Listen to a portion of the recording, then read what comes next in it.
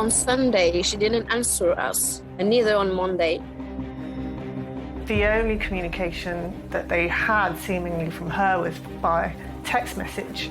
When details started to appear of what had actually happened, it causes a lot of concern, a lot of fear as well. You could surmise that she'd been strangled or that the cord had actually caused her death. A lot of the neighbours would have been shocked, but also extremely puzzled as to how this could have happened. We were suspicious about the lies. It's big lies, you know? I live every day with the fact that I was friends with a murderer.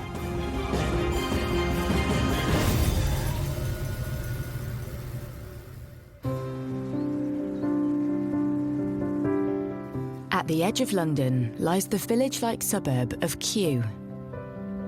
Kew is one of the most sought-after areas of London. It's in West London.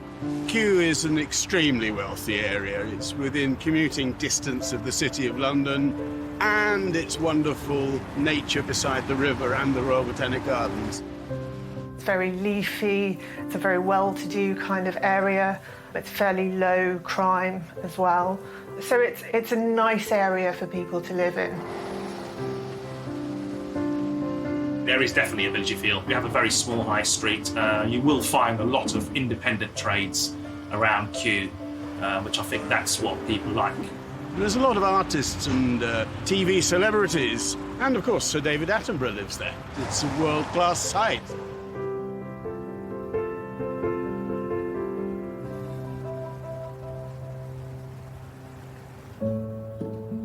Kew was the perfect place for aspiring French filmmaker Laureline Garcia-Berteau to set up home in 2009. Laureline was my best friend, my close friend. She was like a sister to me. We always be united. We always be in touch. We just developed a friendship, more than a friendship. Our children called her Auntie Lolo, and my daughter has her name. She was family. She was a vivacious, very popular, well-liked young woman who was beautiful on the inside as well as on the outside. She was easy to like and was a very caring and considerate kind of person. The future seemed bright for Laureline, and London was the place to help make her career ambitions come true. She was born in Aix-en-Provence, but she came to London to pursue her dream of becoming a film producer. Laureline had a lot of passion, but she developed a real passion for cinema. She was a passionate people. She was a determined people. She was a hard worker. She started her own production company. She got a Grammy as a production assistant on a movie with Dame Joan Collins. For us, it was nice and amazing, but I know for England was a dream, and it was a dream. Despite a successful career, Laureline was happiest at home with her dogs. Laureline was a dog lover. She loves animals. She had an Instagram of a video every day with her two dogs, Haley, a husky, and Blake, a Rottweiler. Okay, so nice. They sleep on the bed, and we see that on Instagram every day. It's like they're her children for her. And on top of her busy life in the UK, Laureline stayed in regular contact with her family in France. Laureline was very close to her family. Oh yes, she used to call her mom every day and maybe twice a day, on the morning and the evening. So the family for Laureline is everything. Family and friends and pets was everything. In March 2019, Laureline was due to move out of her flat in Kew into a new place. Something friends and family were eagerly waiting to hear about. On Sunday, she didn't answer us, neither on Monday. and it was already strange. Certainly raised alarm bells the fact that Laureline had not spoken to her best friend and her mum and her family when she would normally speak to her mum every day and speak to her best friend very regularly as well. So the only communication that they had seemingly from her was by text message. But there was something unusual about Loreline's texts. Her friends had received some strange text messages from her that didn't really chime with the kind of person that they knew her to be. For example, her best friend said that she thought it was strange that she said that she was going on a shopping spree in Oxford Street because she knew that she usually shopped online and got all her clothes from online retailers. She'd described how she was looking forward to getting a boob job and liposuction. Certainly not the kind of thing that she would have said. So this kind of thing immediately raised alarms, and they were very, very concerned that she just seemed to be communicating by text message, but nobody had seen her. Confused by Loreline's strange behaviour, her sister-in-law makes her way to the property in Kew. And when she couldn't find her, she alerted the police. Laureline was reported missing on the 6th of March 2019, and that means that a police officer would be dispatched to talk to her about her concerns and take a report. The missing persons inquiry started with questions to her sister-in-law and potentially any friends that could be found to say, have you seen her? Can you tell us when you last saw her? And the concern was raised because her sister-in-law had visited the address and she could hear dogs barking, Laureline's dogs, and no sign of Laureline.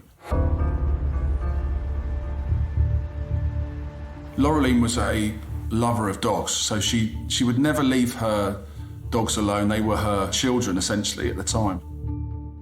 And also, because it was now Tuesday, Laureline had failed to turn up for work, so work colleagues were now concerned. So you had a lot of people voicing their concern about where Laureline was, and that made it a concern for the police because this was completely out of character and completely unusual behaviour. Police begin their inquiries by also visiting Laureline's address. In a missing persons inquiry, police will attend an address, the place where the person lives, because within that premises you might find something to indicate where they've gone. It might be a ticket, it might be a receipt, it could be anything. And also you want to make sure that they haven't come to harm behind locked doors.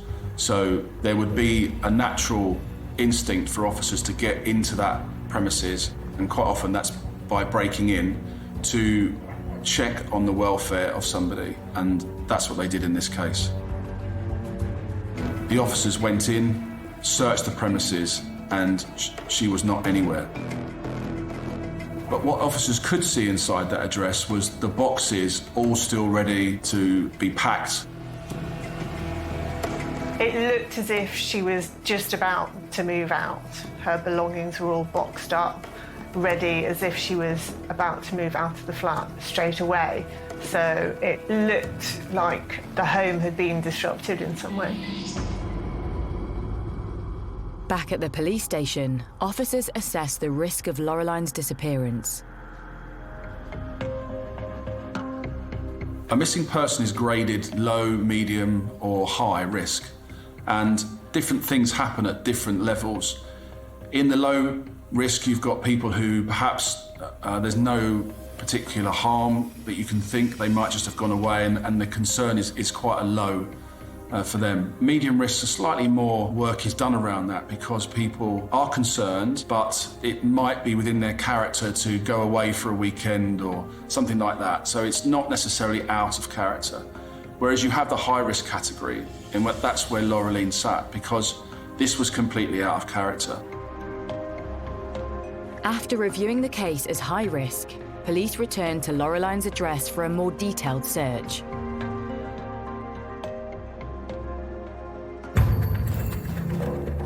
they went out into the garden using torches. And in the garden, they had a look around and they could see various items leaning up against a fence, so a spade, shovel, other items that you would use in general gardening, and a bag of compost as well on the right-hand fence. And one of the officers then turned attention to the flower bed on the left-hand side as you walked into the garden and noticed that it was completely brand new in one section. The CID officer moved the soil back closest to them and identified what they thought was the shape of a foot sticking out in essentially a shallow grave. And just a few more scrapes to see what was there made them believe that what they had found was indeed a body.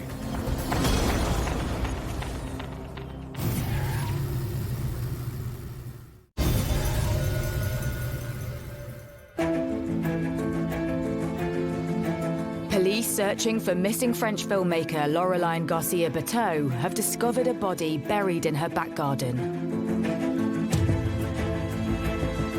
As soon as you find a body in a shallow grave in a premises, it becomes a murder inquiry straight away because that person doesn't put themselves there. And that's when the process of the team start to make their own inquiries, and all the different actions that come out of that initial deployment begin in earnest. With a murder investigation in progress, police secure the scene. We had a lot of this area all cordoned off, a lot of crime scene tents here, because as you bring items out of the garden as well, you need to put them somewhere which is forensically sterile. And so we try to utilise the area out the back of the premises for that reason. So here really behind the house, the alleyway that we used, and trying to set up a forensic retrieval here was quite difficult because the wind was so strong that it was hard. And obviously knowing how detailed you've got to be and how, to avoid any contamination because it is windy, and also you're dealing with an outside scene, it's particularly more complex than you would expect an inner scene to be.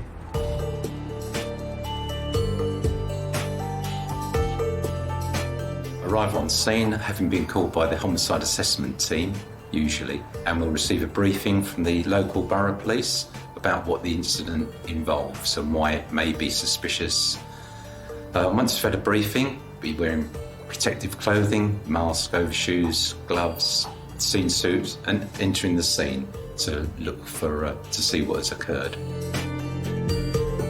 The crime scene manager is in charge of that scene forensically, whether they be physical exhibits that are taken out of a premises or whether they are swabs or fingerprints. They're in charge of running that scene.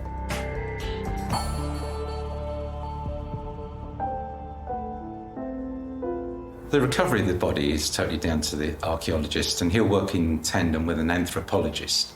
Their speciality is bone analysis, who died, how they died and where they died. Working together, they can rapidly maximise the recording, interpretation and recovery of the body.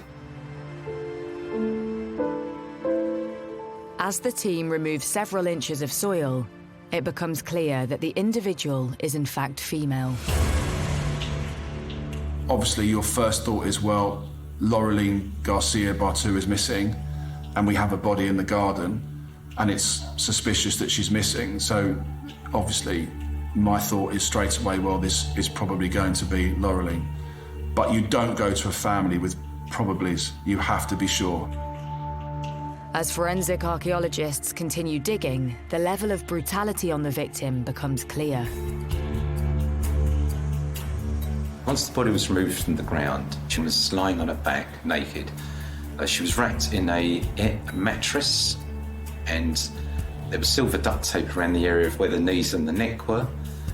The mattress was then wrapped in a cord around the middle of it, but around her neck she had an electric wire. She had a head bag on, and her arms were tied behind her back with duct tape. You could surmise that she'd been strangled, or the cord had actually caused her death. You couldn't see the rest of the body to determine what else was there. She may have been stabbed for all we know, but that wouldn't be able to be looked at until we got to the mortuary. As the body is taken to the mortuary to establish a cause of death and identify the victim, news of a murder spreads. For a young woman's body to be dug up in a garden in Kew, it would have been, almost unheard of in a neighbourhood like that. A lot of the neighbours would have been shocked, but also extremely puzzled as to how this could have happened. I haven't ever heard of a murder in Kew. It's quite shocking to hear a murder in Kew. It's not normally the norms of anything. When details started to appear of what had happened, people become very concerned about, something that's happening in your neighbourhood. It causes a lot of concern, a lot of fear as well. At the mortuary, the post-mortem gets underway. Once the body arrives for the post-mortem, he would look at both sides of the body for any bruising, any wounds, anything that stands out to him. There was no obvious bruising around the neck, but once you get the body opened up and get under the skin, then the bruising can be seen. Be checking the hyoid bone, the bone under the neck, see if it's fractured, and then it results in the conclusion that death had been compression of the neck, believed via strangulation. With a cause of death established, it isn't long before the individual is identified as none other than Laureline Garcia-Berteau.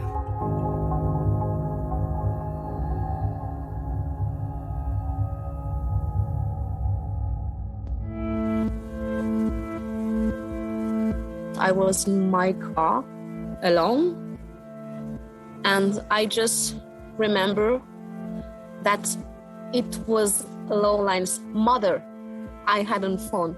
So I just say the word, is it her? Is she dead? And I hung up. I remember I screamed. I never screamed like that. It's taken a part of me. She was like my little sister, It's taken a part of me.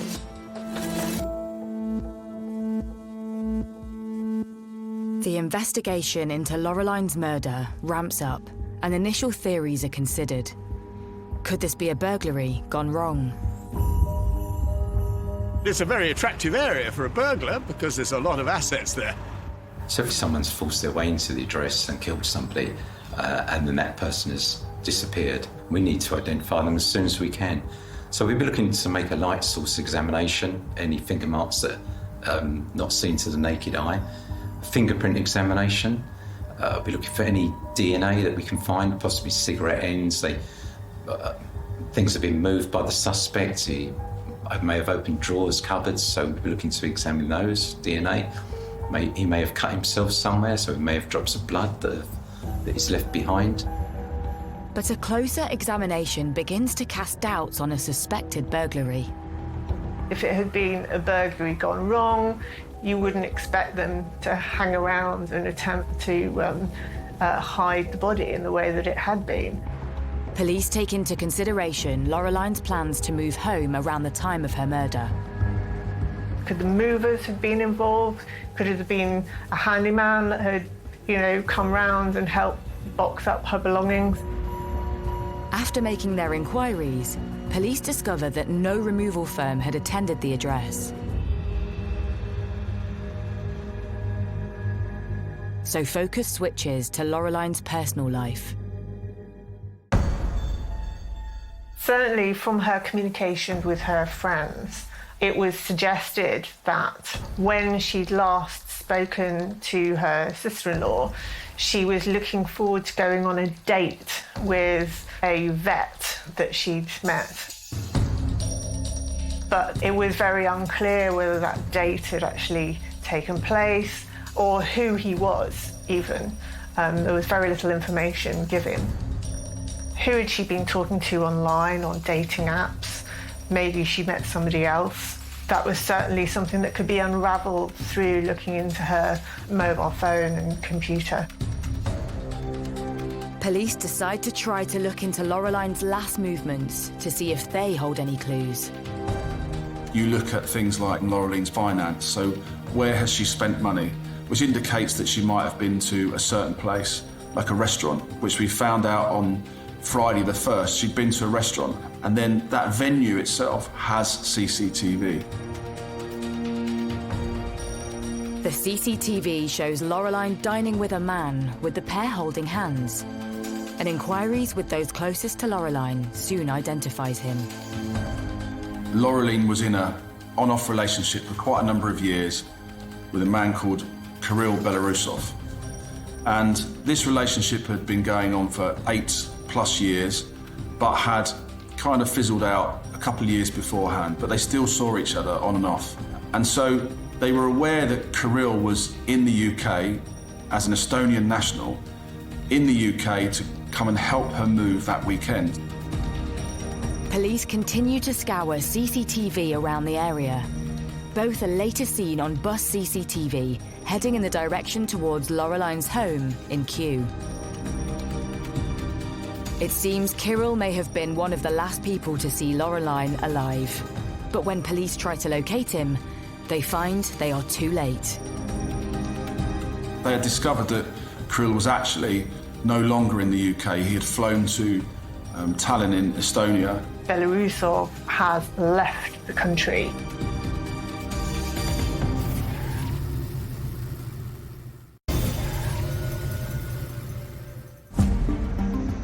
Police investigating the murder of Laureline Garcia Berteau want to speak to her ex-lover, Kirill Belarusov, as he may have been one of the last people to see her.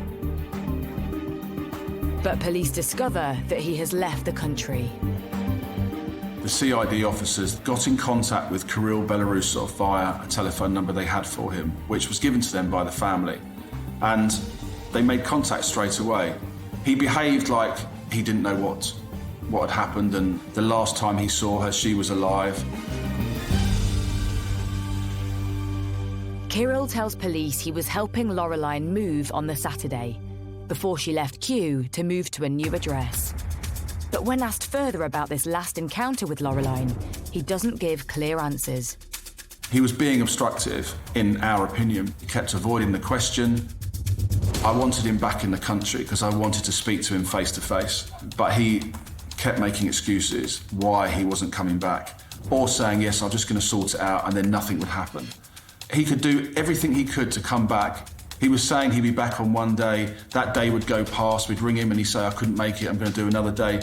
And this just kept pushing back and pushing back.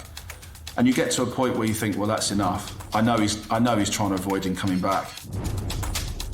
I think the fact that Belarusov is not keen to help the police in their inquiries, considering that Laureline had been his partner for the best part of 10 years, is extremely suspicious. And the fact that he left the country around the time of her disappearance as well would have raised alarm bells.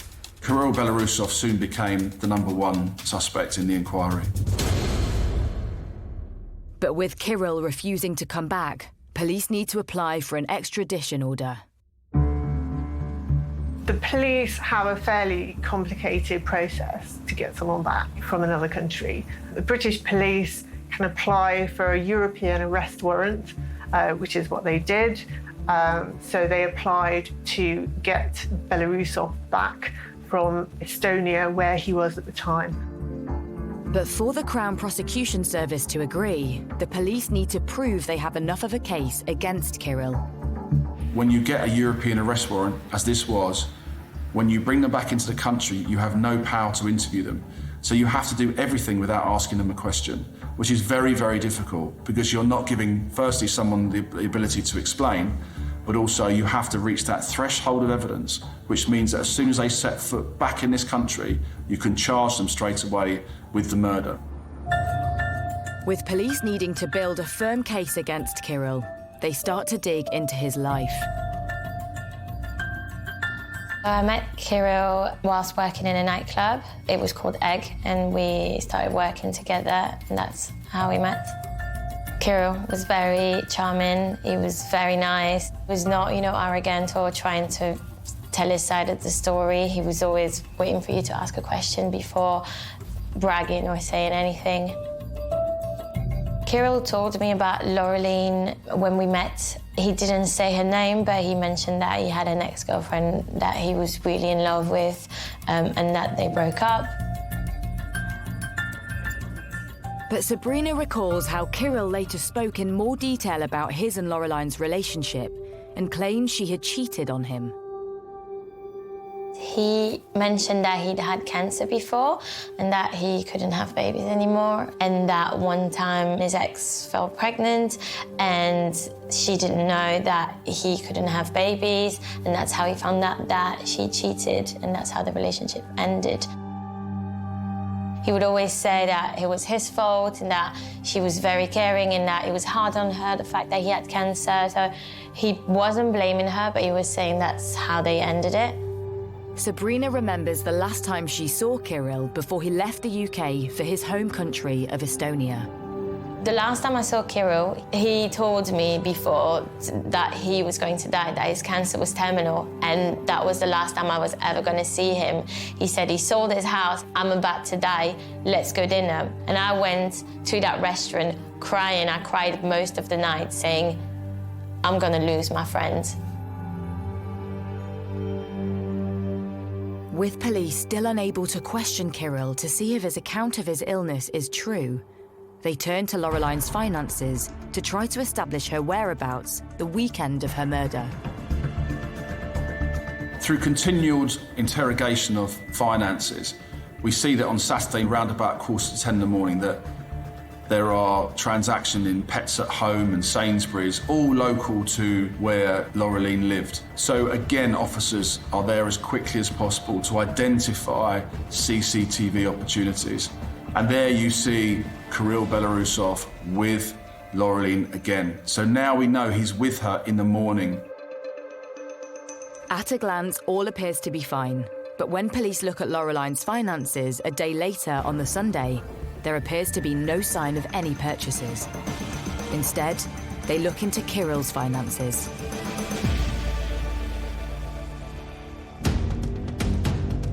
So we start to look at transactions that Kirill might have made as well. And what you could see on Sunday the 3rd of March was Kirill had left premises and had gone to a local retail park, similar to where Laureline and he had been the day before.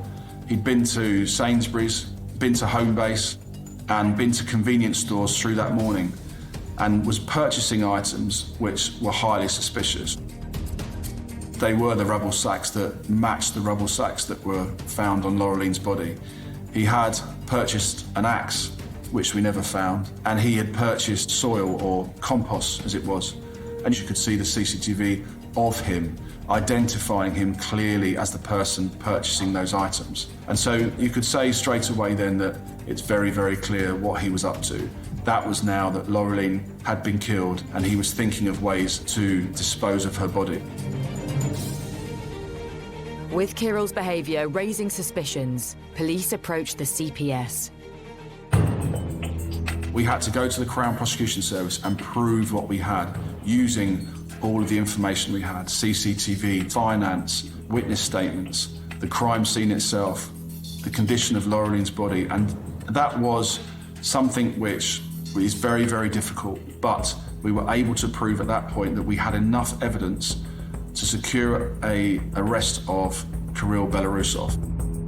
And that gives you the ability to get a European arrest warrant and bring them back.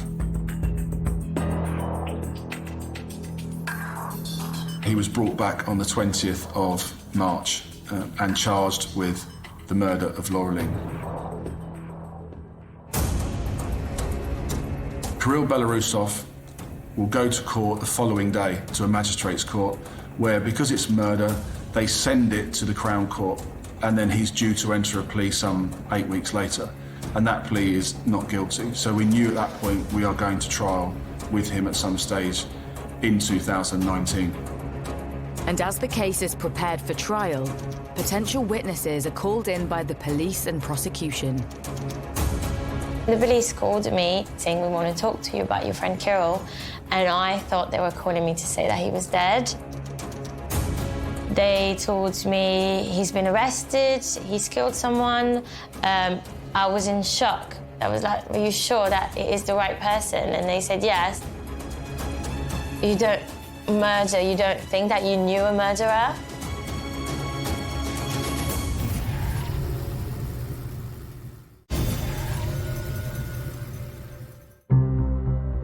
Kirill Belarusov has been charged with the murder of his ex-partner, Laureline Garcia-Berteau.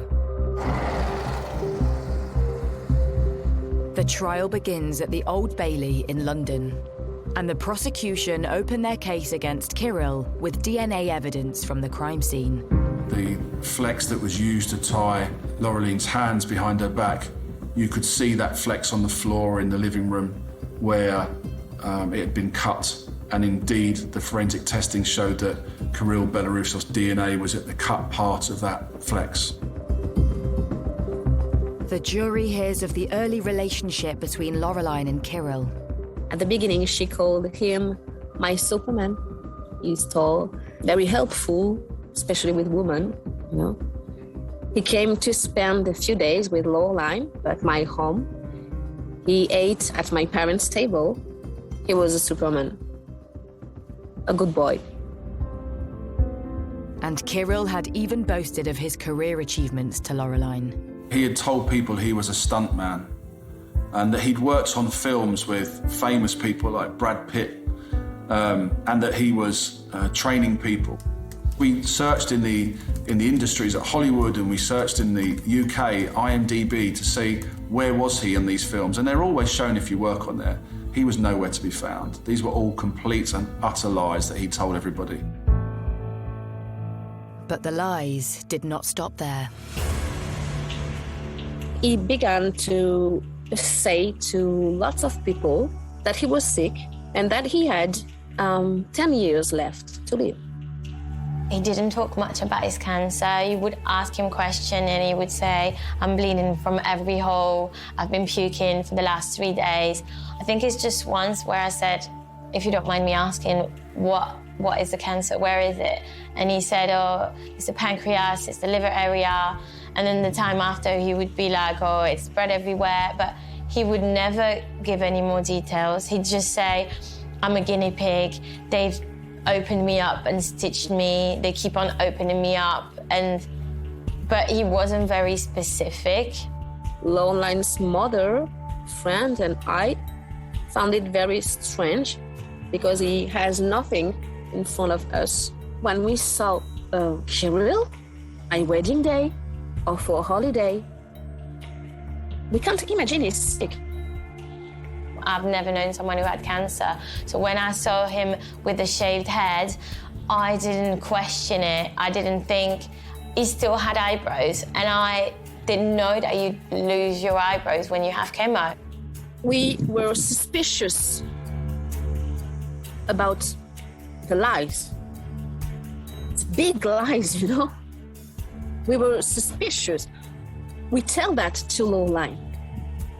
We explained to her to open her eyes, but she was in love. And we were discovering that almost all of his entire life that he told people about was a complete lie. Saying you've got cancer when you don't have, for me, is the lowest of the low. The prosecution also reveals to the court more about Kirill's double life. Every time he suggested he was going in for treatment to a hospital in London or just outside of London, what he was actually doing was going to stay with another girlfriend in London. That girlfriend also was told the same lie by him, that he had cancer. So when he was not with her and saying that he was away for a few days, he was going to stay with Laureline. It's only when I sat down in court that I realized that he was texting the three of us at the same time, his girlfriend, Laureline, and me. So it was really like juggling between the three of us. With me, he was supposed to be in Russia having treatment, and then he was actually in London seeing Laureline, talking to Laureline. I felt like a fool. I felt so stupid. It was so shocking. The prosecution described that as Loreline's film career began to take off, Kirill may have looked towards her with envy. He wanted a career in films as well, to a certain extent. He wanted to be a stuntman, but he wasn't, and he couldn't have been because he didn't have the skills to do that. His only skill was lying, whereas she was genuinely talented, and she was very, very hardworking, and she was prepared to earn her place in her chosen career. So I think there probably was an element of jealousy in the relationship. But it's details of a debt owed to Loreline which could point towards a motive for murder. She had given him so much money over the course of their relationship, and we knew you were talking plus £17,000 at least at that point. And that was getting to the point where he had to pay that money back. In November 2018, Laureline had sent a message to Kirill, and this was saying, "You don't realise how much in debt, how much in trouble I am. I can't pay my rent. You need to pay me the money back." And from friends and family, we would always hear stories where he would promise this money. It's coming, I've got this job, this stuntman job, whatever it might be, which was all lies. So he knew he could never pay that back. That could be one motive. Secondly, she was at that point in her life now where she was ready to move on, away from him. And she was effectively a source of income for him as well. And that was about to dry up.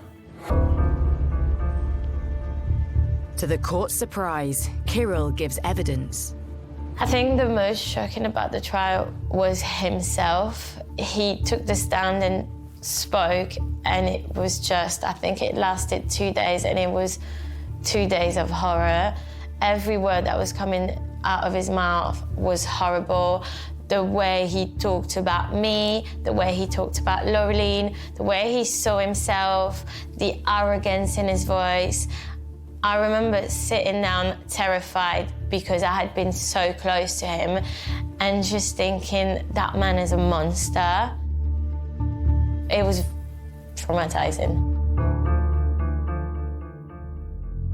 I always think about the people over the years that have been in front of you in a trial, and he's probably right up there as the most evil-looking eyes I think I've ever seen. And because behind it you can see that he really doesn't care. You know, his image and what he's portrayed himself as is more important than anything else. And he was really, really unpleasant and arrogant beyond belief during the entire 4-week trial at the Old Bailey. The court hears how in March 2019, Laureline begged Kirill one last time to pay back what was owed to her. But instead, he used this opportunity to kill Laureline. You have the timeline of them going out on the Friday night, which we can see. We have the timeline of them going shopping on Saturday morning. She had booked a removal company ready for Saturday, but she didn't know where she was moving to because Kirill Belarusov had said he has found somewhere for her to move to. She had no money because he owed her a lot of money. She kept asking him, "Where am I going?" And you could see that through telephone contact. "Well, where is this address? I need to tell my removal company where we're going." And so the removal company basically said, "Well, I can't move you to nowhere." So it was all cancelled. Kirill Belarusov comes up with a new lie.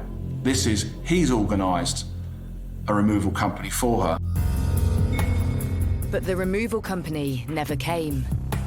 And you get to the point then where Laureline is panicking because she doesn't know where she's going, and she's clearly getting to that point in the evening where on that Saturday she's starting to disbelieve what he's saying.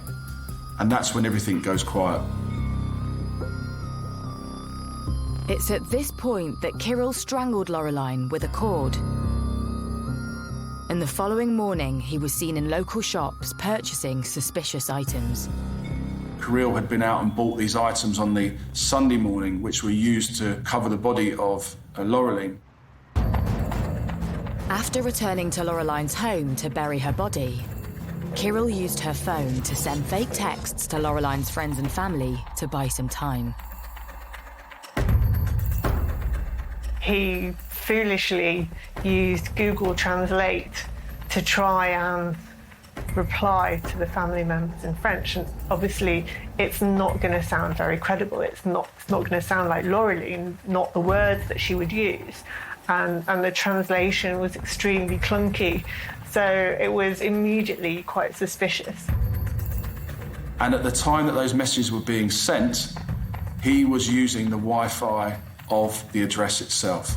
So that puts him inside the address using her phone, sickeningly looking at pornography at the same time he's sending these messages, knowing full well that in that house is Laureline's body. And that really shows you what kind of person he is.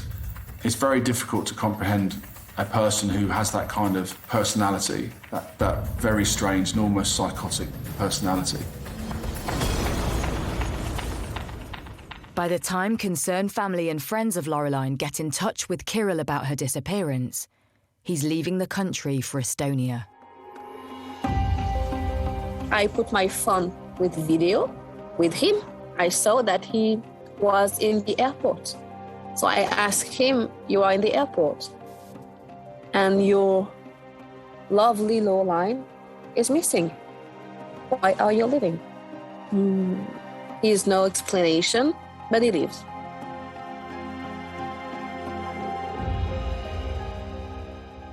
After a grueling trial at the Old Bailey, the jury returns its verdict. Kirill Belarusov is found guilty of murder and is sentenced to 24 years in prison.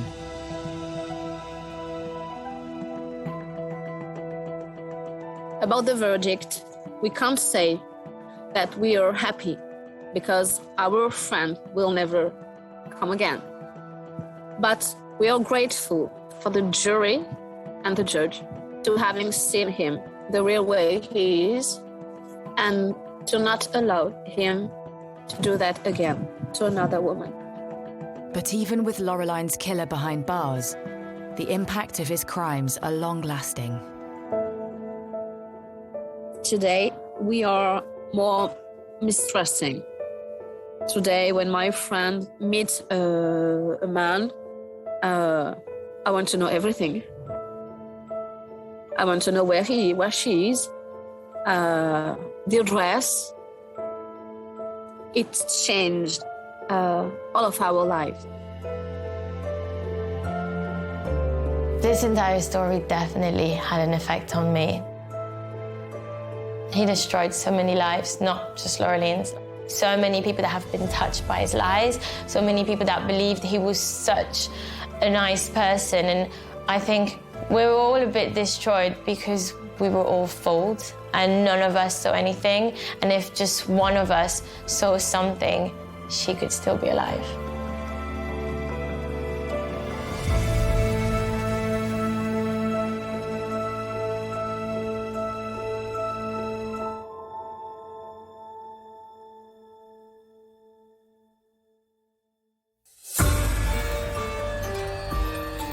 When a routine call to a house fire turns into the biggest murder investigation in Welsh history, you know you're in for a chilling ride. New Murder in the Valleys starts Wednesday at 9.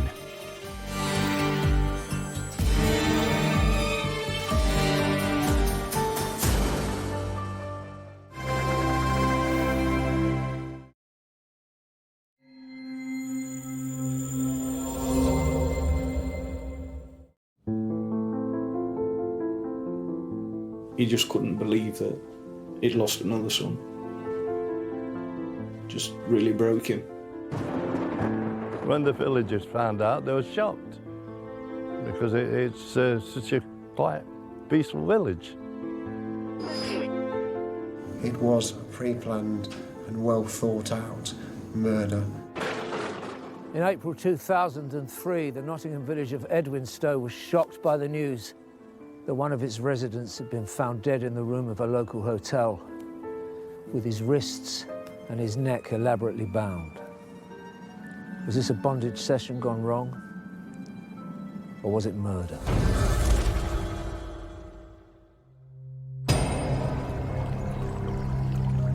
In the heart of Sherwood Forest is the Nottinghamshire village of Edwinstowe. Legend has it that the village church was where Robin Hood married Maid Marian, and it still retained all of its charm. Edwinstowe's a quiet village. It's a very tight-knit community, lots of very friendly people, people willing to talk to you on the street and help you out when you're in need. On the evening of 25th of April 2003, panicked Edwinstowe resident Carol Croydon contacted her brother-in-law concerned about her missing husband, Philip.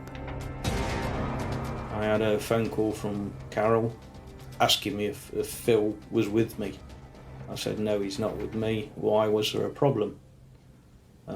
She said he'd gone missing and she didn't know where he was. I was just a little worried because it just wasn't like Phil to do that, you know, to disappear without saying anything to anyone. I left it for probably 15, 20 minutes and thinking, you know, what could have happened, where could he have gone? So I called Phil on his mobile. It went straight to Anne's phone as though his phone was switched off. After that, I rang Carol and said, look, I've tried to contact Phil. His phone's just gone straight to voicemail and, you know, I don't know where he is. I contacted my sister, I think, then, and told her what was going off, but not to tell my parents because the amount of stress they've suffered in the past with losing 2 other children. So I didn't want to worry them. So we kept it to ourselves that, you know, we couldn't find Phil and no one knew where he was. Although he hadn't told his parents, Stephen did share his concerns with his sister. He told me that Phil had gone missing and he'd been missing overnight, but I shouldn't worry about it because he'd spoken to Carol and Carol had said that she thought maybe Phil was suffering from depression. Initially, Carol's assurances did the job of calming the family down, but it didn't last long, and they reported Philip missing to the police before going to bed. I had a few hours sleep, and then when I woke in the morning, the first thing I did was to ring Carol to see if he'd turned up at home.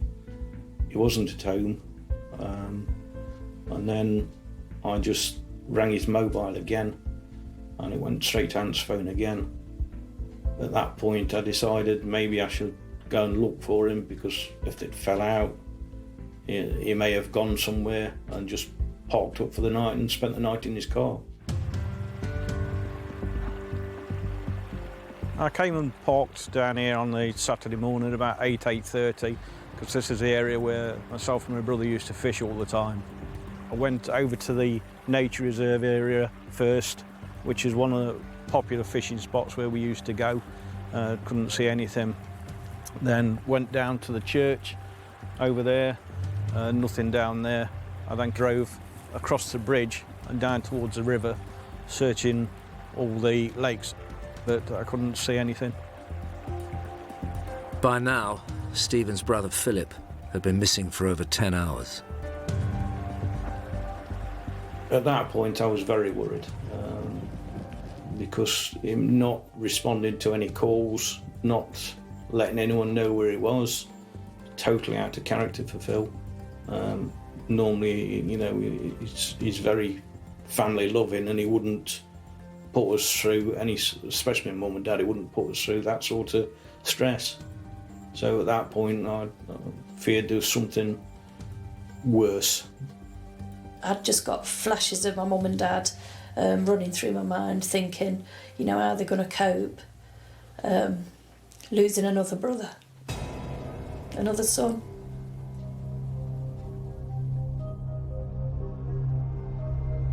In the early hours of the 26th of April, a shocking discovery was made 36 miles from Edwinstowe. We received a phone call from an employee of a hotel that had found a body in the bedroom of the hotel. Officers arrived at the room in question, and it was immediately apparent that there was blood at the scene, and the man himself had got his hands tied. He'd also got a scarf across his eyes, at the back of his head. It's certainly an unusual set of circumstances. Immediately, police set about organising what they believed to be a crime scene. Police officers took steps to secure the corridor and the room itself so that no one else was allowed anywhere near it. The senior officer called out for the forensic services and the pathologist to attend the scene. Certainly they spent some considerable time there taking samples for fingerprints, DNA, fibres, that sort of thing. It was apparent from the amount of blood around that it was a suspicious incident. We were able to identify the man, Mr. Philip Croydon, and that was from his driving licence. Philip's wife Carol and his family were completely unaware that their worst fears had been realised, but it was the police's job to inform them of the news. When officers told Carol Croydon that her husband had been found dead in a hotel, she was clearly very distressed. She was hysterical at the time. She was really, really distraught. She couldn't understand what he'd been doing in a hotel room, and she wanted answers. Unaware their brother had been found dead, Stephen and Sandra were on their way to Carol's in Edwinstowe to make sure she was okay. I received a call and was on the way up there to say that Phil had been found in a hotel and he was dead. It was such a shock that I kind of panicked a little bit, but it's happened and we've got to go and face and find out what the story is. Stephen and Sandra continued their journey to see their sister-in-law. When we got to the house, Carol was there. She was upset, but probably not as upset as the rest of us. When we walked in the house, there were probably 5 or 6 police officers there, because Carol had fed him the information that Phil was depressed. So Steve said, I hope he hasn't committed suicide. Obviously thinking about my mum and dad again, Steve, we need to tell my mum and dad. And so the 2 police liaison officers drove with us up to my mum and dad's house.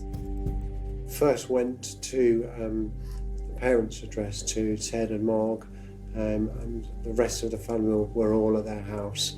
I was with a colleague at the time. There was brother and sister, Steve and Sandra. Employed as a family liaison officer, involved with interaction with the victim's family, to interview them about the victim, the lifestyle, the background of that person, and to liaise with them and keep them fully updated with every step of the investigation. My dad knew straight away that something bad was wrong, and I told him that Phil had died. My dad was probably worse than my mum. He was absolutely distraught. He was in bits. Just kept saying, God, why? Just didn't. He couldn't deal with it. I think with losing 2 sons before that, he just couldn't believe that he'd lost another son. So, just really broke him. Despite having just received the heartbreaking news about their son, Philip Croydon's parents' thoughts quickly turned to his widow. Carol stopped and spoke to my dad and my mum for a little while, and then made her excuses, saying she had a headache and she wanted to go to bed, and would I help her to get in bed. My dad kissed Carol as she went upstairs to bed, and told her to try and get some rest. The family grieved and tended to a distraught Carol. I went to help her get undressed and put some pyjamas on and get into her bed, while we all sat downstairs discussing and kind of guessing what might have happened to Phil. In the hotel, the police investigation was unearthing more details surrounding Philip Croydon's death. The Home Office pathologist arrived at the scene, examined the body of Mr. Croydon, and it became apparent that he'd received numerous stab wounds to the back of the neck and also to the chest. The ties that had been tied to his wrists and the scarf that had been placed over his head, it was his opinion that these had been placed or tied on after death. They were so tight that there was no discoloration of the wrists or no reaction when they were untied. And in relation to the scarf that had been placed over his head, he suggested that that would have fallen off in an assault. So it was quite clear that this had happened after death. And it was our opinion that whoever had done this had wanted to make it look like a sexually orientated assault. Now police were certain they had a murder case on their hands. And whilst Carol was grieving with the Croydon family, they checked a new potential lead. CCTV footage of the previous night from the hotel cameras was found and examined. It showed Philip Croydon entering the hotel alone at 5:09. What officers were hoping was that it would identify Philip Croydon's killer.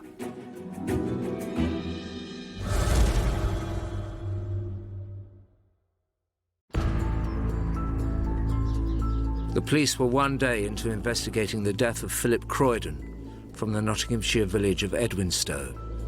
He'd been found in a local hotel room with multiple stab wounds and his hands and neck bound.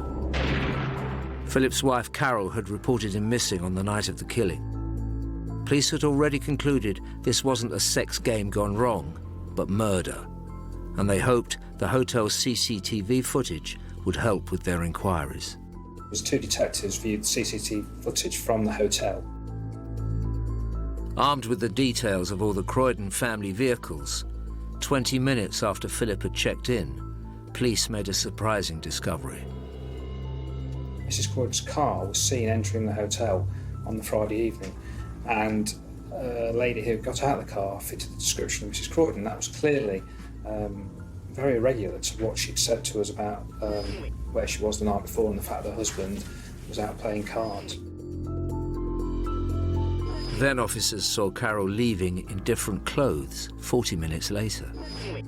The two officers spoke to the senior investigating officer and immediately then went to Edwinstowe, saw Mrs. Croydon, and she was arrested on suspicion of murder.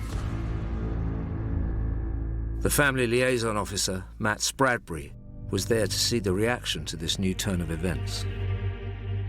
It was a massive shock to the family that she'd been arrested on suspicion of his murder. I couldn't believe it. I said, look, you've got to be wrong, this can't be right. You've made a mistake. I just couldn't believe that she'd done it. All the police activity outside the Croydon house in Edwinstowe started to attract attention in the village. So the village of Edwinstowe is a very nice, quaint, leafy village, very close to Sherwood Forest. It's a lovely place to live, and for journalists there was a massive interest, and for us we obviously covered it every single day. Carol Croydon was taken to Wigston Police Station in Leicester to explain how she happened to be checking into the same hotel as the husband she had reported missing. The police obviously looked into her story, and they looked at the CCTV from the hotel, and there was Carol Croydon at the hotel. Apparently she had no knowledge that her husband was there, and she was going to see him, and she was also filmed leaving the hotel. Police could then prove that she did know where he had been. She was obviously aware that officers had got her going into the hotel on CCTV. She told police officers that she'd gone there to meet her husband to engage in a swingers session with another couple who we call Brian and Linda. Whilst Carol was being interviewed in custody, the family wanted as many updates as possible and were waiting eagerly to find out whether there were going to be any charges against her. I had contact with Philip's brother, Stephen, in the main, and he was adamant that I made a personal visit to them to keep them updated no matter what time it was. Carol Croydon said that she left the hotel room, she left Brian and Linda in the hotel room with her husband, and that she'd lost her nerve and gone. This didn't sit right with me at all because Phil just isn't like that. Never would have even entered his mind to do anything like that. Phil was very quiet and very shy, and certainly that was totally out of character. So then that made me think, what has she done? The police went on the hunt for Brian and Linda, the swingers from room 328. Whilst Mrs. Croydon was being interviewed, officers were checking the CCTV footage of the hotel. There was no evidence whatsoever of anyone else going into the room where Mr. Croydon was found. So it soon became very apparent to officers on the investigation that Mrs. Croydon was telling us a lie. Whilst the family tried to come to terms with events, and after the police had failed to find Brian and Linda on the hotel CCTV, they expanded their investigation to Carol's house in Edwinstowe. Mrs. Croydon was in custody. There's a lot of actions that are going on behind the scene. We have a lot of detectives who are working on this case. 3 days after Philip's death, the police made a discovery. Officers carried out a forensic search of her home address and found in a dustbin a carrier bag which contained blood marks, which subsequently, upon testing, turned out to be the blood of Mr. Croydon. The police continued their search, uncovering plane tickets to Dublin for Carol and a male passenger flying 2 days after Philip's death. With this new evidence, they questioned Carol again.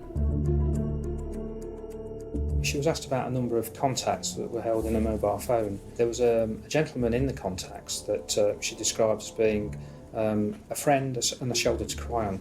However, behind the scenes, officers were making inquiries into the various individuals concerned, and this particular individual, it soon became apparent from what officers found that he was more than just a casual friend, if you like, and possibly somebody that she may have been having some sort of relationship with. It wasn't long before Carol changed her story. When she was further interviewed, she introduced this person to us as somebody that she was having a relationship with. Mrs. Croydon told police officers that her boyfriend had come to the hotel, come into the room, and told her to leave, later meeting up with him in the evening. He then told her that she wouldn't be seeing her husband again. Police acted fast, and Carol's lover was arrested. The following interview, she then actually changed her story and actually said to police officers that her boyfriend burst into the hotel room and stabbed her husband Philip several times, and she actually witnessed him do that. So we've got a change, if you like, of the two interviews, from actually letting him in and asking him to leave to, secondly, from actually watching him do it. She was asked, how did her boyfriend get into the room? How did he burst into the room? She was unable to answer that. Could it be that Carol is so enmeshed with her lover? Is she wanting to protect him? Is she covering for him? And would that explain why actually the stories so far really haven't been very believable at all? While Carol's lover was in custody, the police were checking out his movements at the time of the murder. We're able to actually eliminate a boyfriend through his mobile phone, which actually put him in a different part of the country, and he couldn't possibly have been anywhere near the incident scene.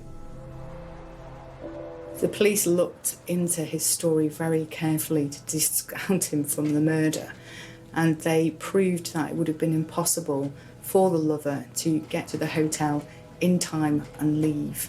They retraced his route very carefully, they timed it, and they made it sure that they could prove that he was not involved. Philip's family continued to be kept informed of events by police. It was like as if Phil had died all over again, because the first story obviously wasn't true. So then she was telling us this. So then it was like putting us through that torture of losing Phil all over again, but in a different way. Once we discovered that her boyfriend could not possibly have been involved with the murder, he was released from custody. We then presented the evidence that we'd got so far to the CPS, who proposed that we charge Mrs. Croydon with murder. After 13 separate interviews, and 5 days since Philip Croydon's body was discovered in room 328, his wife Carol was charged with murder. There was sort of a sense of relief there that, you know, we knew what had happened. News of the murder charge against Carol quickly spread through the community. When the villagers found out, they were shocked because it's such a quiet, peaceful village. Everybody were talking about it at that time because it was so unusual. Police started to build a picture of the days leading up to Philip Croydon's death. But to establish murder, they would have to prove Carol had a motive. We made inquiries at Carol Croydon's place of work, and CCTV showed that she left at 2 minutes to 5. She'd actually signed out at 20 past 5. We thought that showed some sort of planning on her behalf to buy herself some 20 minutes of time.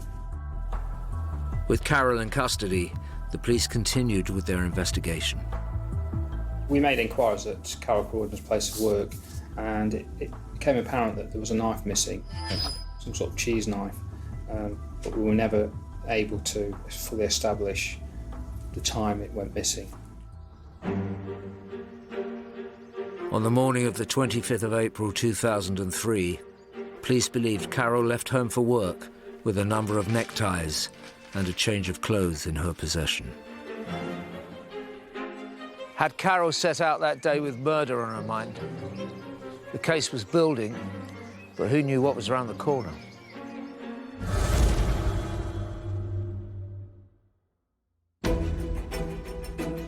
In Nottinghamshire, police were dealing with a murder investigation that was continually changing direction, but they were determined to find the truth.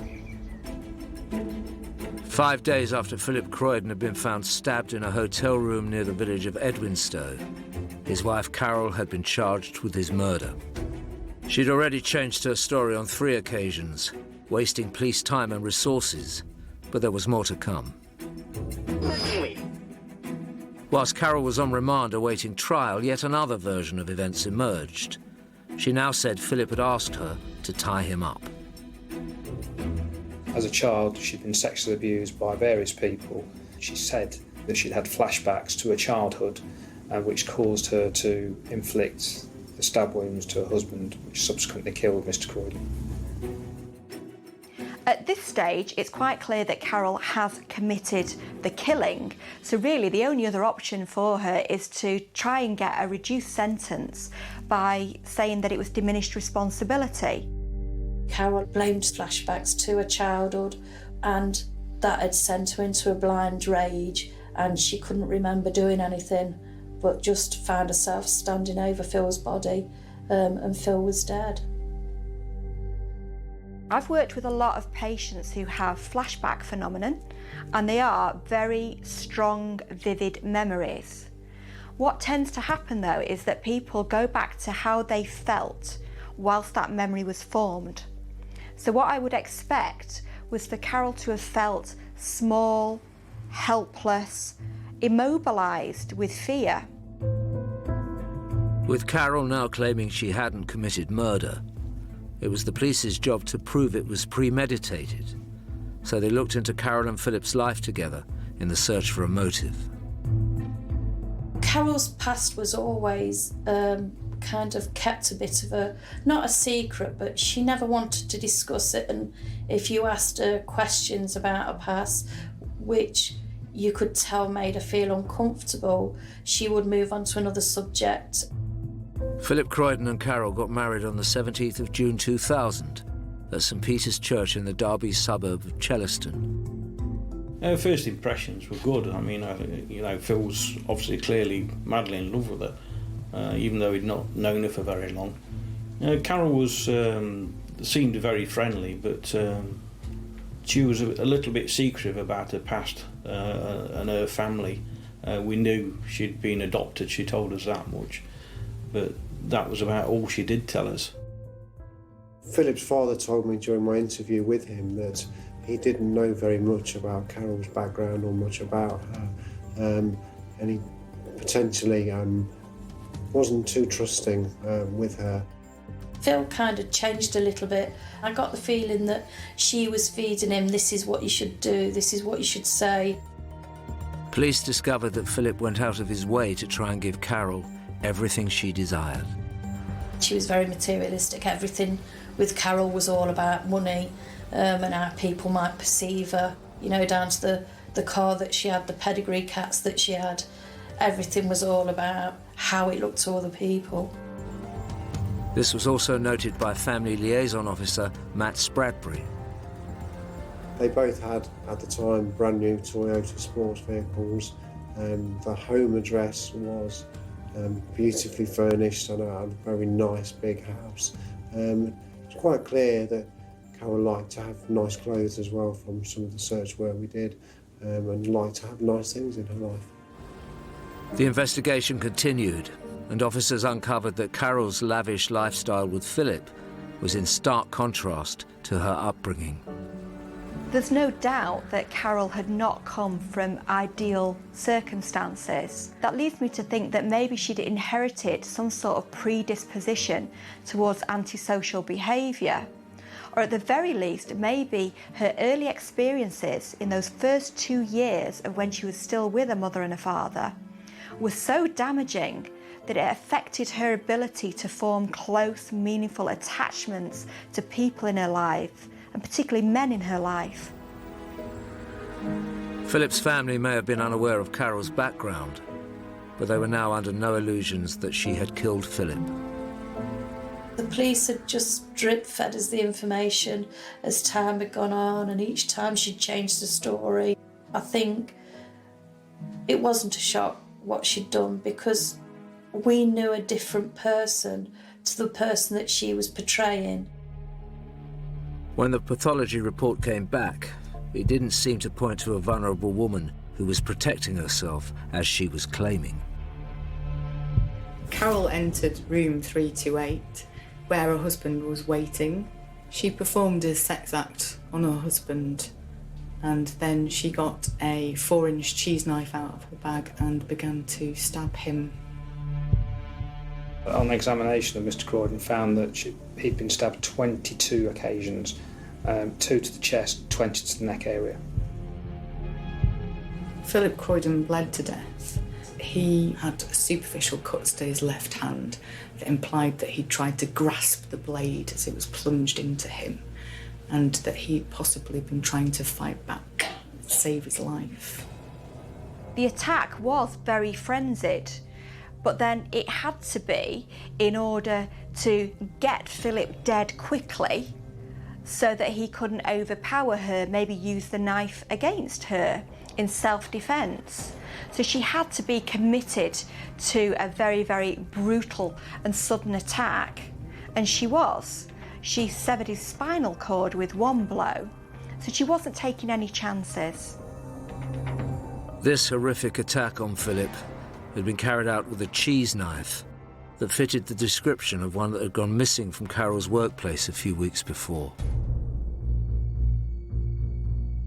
Here we've got a direct link between Carol and the murder weapon.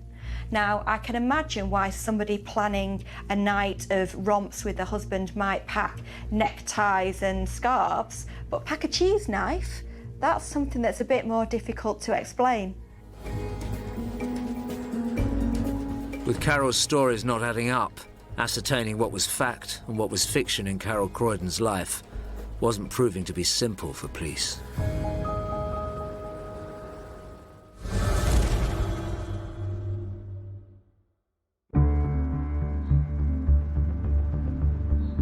Carol Croydon was accused of murdering her husband Philip and leaving him tied up in a Nottinghamshire hotel room, trying to make it look like a bondage session gone wrong.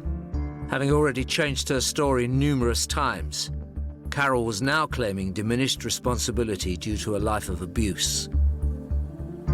police were still busy trying to prove a motive and thus murder. There just seemed to be no motive whatsoever for killing her husband, except that she stood to inherit the £300,000 family home in Edwinstowe and an insurance policy. Police carried on with their investigations and went through the hotel bookings on the night of the killing. A neighbouring couple who were in the next room to Mr Croydon reported hearing noises at the relevant time of the incident and a voice saying, "Don't, don't." Officers continued trying to prove that Carol's motive was financial. Looking into her and Philip's relationship was key to their case. He met Carol at work. Carol went there as an accountant, and after a short period of time they developed problems with the company. Carol was fired from her position. Phil was that much in love with her. He felt that he had to give his notice in as well, so they both went at the same time. Detectives soon discovered a side to Carol that she'd kept hidden from everyone, including her besotted husband. She'd made a lot of false statements, if you like. She'd got a false driving licence in terms of her date of birth. Her birth certificate had been falsified, again with the date of birth. Her passport, even a national insurance number. She'd made herself appear 4 years younger than what she actually was. She was also, it was found that she'd applied for an accountancy course and falsified her qualifications. That enabled her to get a role later on in life as an accountant. Clearly, there's a lot of things going on in the background here that just didn't add up with Mrs Croydon. What police were discovering was that Carol Croydon's whole life was nothing more than a tangled web of lies. What they needed to do was prove that her claim of diminished responsibility was just another one. Carol said that she'd been abused, sexually abused, physically abused throughout her life and by various different men. It might provide some sort of reason for why she's so willing to really take advantage of any of the men in her life and why she was angry towards her partner to the extent that actually divorcing him wasn't enough. She wanted to kill him. After an investigation lasting more than 6 months, the police believed they had enough evidence to convict Carol of murder. But it would all be meaningless if her defence could prove diminished responsibility. On January the 28th, 2004, the case against Carol Croydon went to Nottingham Crown Court. She was brought into court, sat in the dock, very calmly, as all the charges were read out to the jury. There was one charge, obviously, was murder. I just remember her being very, very calm and cool in the circumstances. She was facing a murder charge. The prosecution presented their case, witnesses came and gave their evidence. The defence went down the line of provocation. Mrs Croydon was suggesting that her childhood she'd suffered sexual abuse by a number of people and that she'd suffered provocation into murdering her husband. The whole of Philip's family were in court from the first day. Carol didn't show any emotion. When she stood there, there was just a look of fear, but not any emotion showing at all. It was just like shock that she had been caught. The extent of Carol's colossal amount of lying was laid out in every detail for the jury.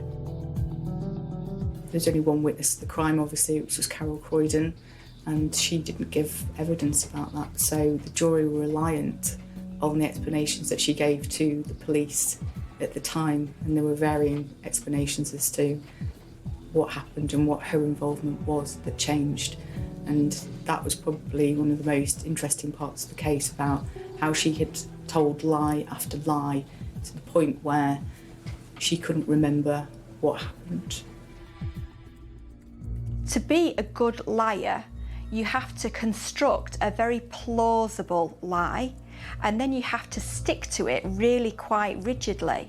And this is where she comes unstuck, because Carol has to have points for flair and imagination, but when it comes to consistency and believability, she really does fall down. She's too much of a fantasist. The jury then heard Carol's final version of events. Mrs. Croydon had admitted that she'd stabbed her husband many, many times, but she'd had a blackout, and that when she came to, she was just standing over his body and couldn't actually recall the actual incident itself. This was viewed by a psychiatrist in court as being very unusual in the circumstances. He said it was possible, but he doubted it. She's fitted each account to try and deceive, and hopefully she was hoping to get away with convincing people, but obviously when she's presented with the truth, she has to change her story. The prosecution introduced the evidence from the crime scene, starting with the pathology report. The pathologist in court found the neckties around his wrists had not been soaked in blood, which implied that it had been tied around his wrists after he'd been attacked. What the chambermaid saw would have appeared to a layperson as a sexual misadventure, a sexually motivated offence. But actually, it doesn't take too close an inspection to work out that it's not all as it seems. And when a crime scene has been cleverly constructed to look like something it isn't, there's a reason for that. Somebody wants to distance themselves. So if somebody wants to distance themselves from a murder, the chances are that they're actually very, very close. And you can't be more close to this murder than a husband and a wife. Sitting in court, Carol's web of lies were harrowing for Philip's loved ones. We all went every day for nearly 3 weeks. Some days it was difficult. You know, you didn't want to get in the car, you didn't want to go and listen to the information that you knew you were going to have to sit through again, and kind of see my mum and dad's faces and how everybody felt, and it was very upsetting and very draining, and obviously something that took the family years and years to get over, and I really don't think my dad ever got over it. Towards the end of the trial, the prosecution called in a psychologist to talk about Carol's alleged state of mind at the time of the killing. Carol says that she was very, very depressed. She was depressed as a result of problems in a marriage, and she was depressed as a result of trauma in her history. But the classic symptoms of depression are lack of libido, lack of motivation, lack of concentration and ability to plan ahead, general purpose apathy. Now that's actually the antithesis of what we're seeing with Carol, because this is somebody who was able to plan and execute a murder and also maintain several affairs. What the jury was told by the expert witness was to be key in the case against Carol Croydon. He's concluded that Mrs. Croydon couldn't have been suffering from any mental disability or depression at the time of the killing. With that, Carol Croydon's defence of diminished responsibility collapsed. It was the moment Philip's family had been waiting for. At this point during the trial, they were now beginning to think, she's responsible for this, and they just wanted justice to be done. After almost a 3-week trial, a jury of 7 women and 5 men retired to consider Carol Croydon's various accounts of the events on the evening of the 25th of April 2003. After just 3 hours, they'd reached a verdict. On February the 12th, 2004, Carol Croydon was convicted of the murder of her husband at Nottingham Crown Court. She broke down uncontrollably in the dock when the jury came back with the verdict. She clutched a tissue to her head. I think when the judge found her guilty, I'm sure I screamed. It was panic. I was thankful that she'd been found guilty, but at the same time, you know, still kind of just thinking about Phil and what, you know, we were never going to see him again. On convicting Mrs. Croydon, the judge said in his summing up that he was quite satisfied that she'd committed a sex act on him, got him at his weakest point, and it was at that point that she murdered him. The judge sentenced Carol to life imprisonment set at a minimum term of 16 years. He told her that she was a cold-hearted, cold-blooded killer who tried to blame others for being responsible for her husband's murder. This Carol Croydon case wasn't a sudden loss of self-control during an argument. It was a pre-planned and well thought out murder. All along, Carol's allegations of abuse had just been more lies. Philip's family struggled to see the 16-year sentence as justice. The sentence can never be long enough for anyone to do something like that, to take another life deliberately and never show any remorse, which she hasn't. She's never ever admitted to it, never shown any remorse, never apologised. And to do something like that, my opinion is people who are 100% guilty, there's no doubt whatsoever, they should stay in prison the rest of their life. When she was found guilty, she sat in the dock and she sobbed,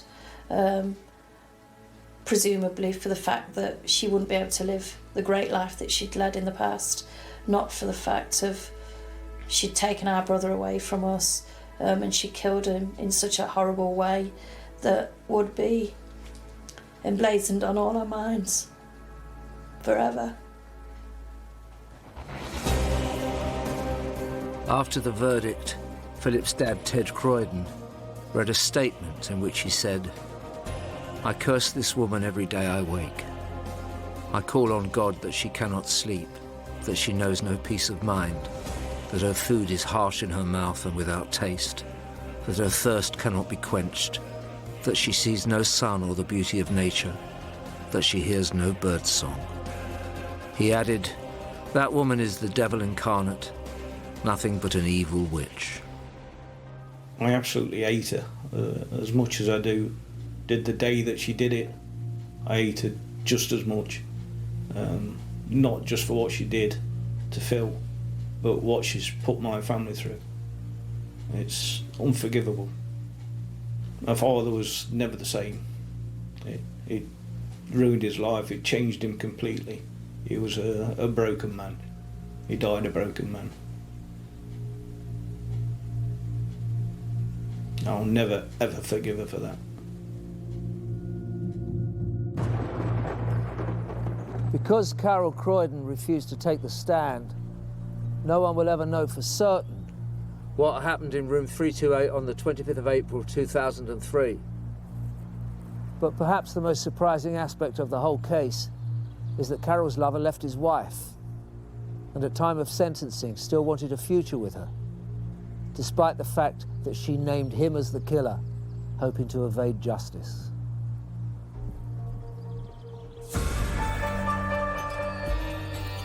Clock in for startling footage exposing the reality of frontline policing Saturday at 9 in Brickham. Emergency on our streets.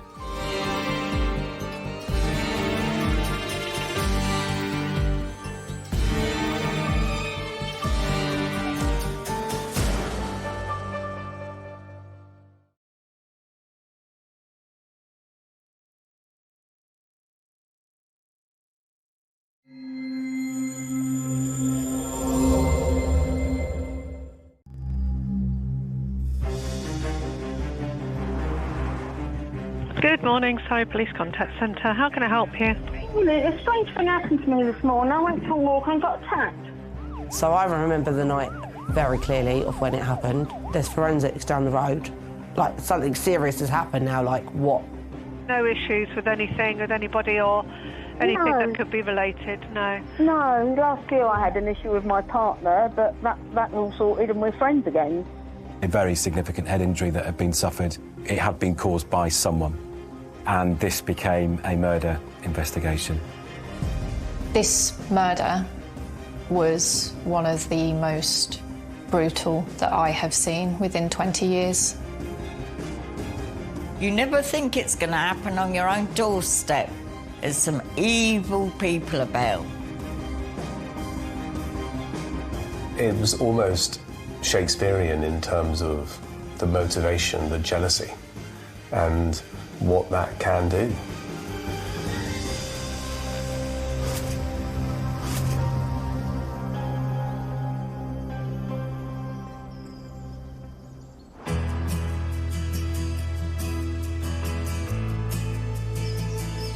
On the eastern side of the River Blackwater in Surrey lies the small village of Ash. It sort of sits in between Aldershot in Hampshire and Guildford. Ash is fairly typical of a lot of places in Surrey in that you will find lots of different communities within a community. From a policing perspective, not a lot happens. They're a very close-knit community around here. Everyone knows everyone. At the heart of the community lives 59-year-old Joy Bolton. She was really a lovable and special person. She did have a big circle of friends because she used to work in Potter's music shop, and then she left there due to illness. She'd always say hello or wave at the window if she was in the house. She was very much always quite happy and never seemed to say a bad word about anyone. Auntie Joy was a little naughty auntie, if I can say she's a little naughty auntie, in the way of that she was one of those that turned up unannounced, which was quite funny. And she'd turn up, I'm not staying long, and her not staying long would always turn into at least a couple of hours. In 2021, Joy started dating local man Trevor Dibner. They had known each other for 18 years.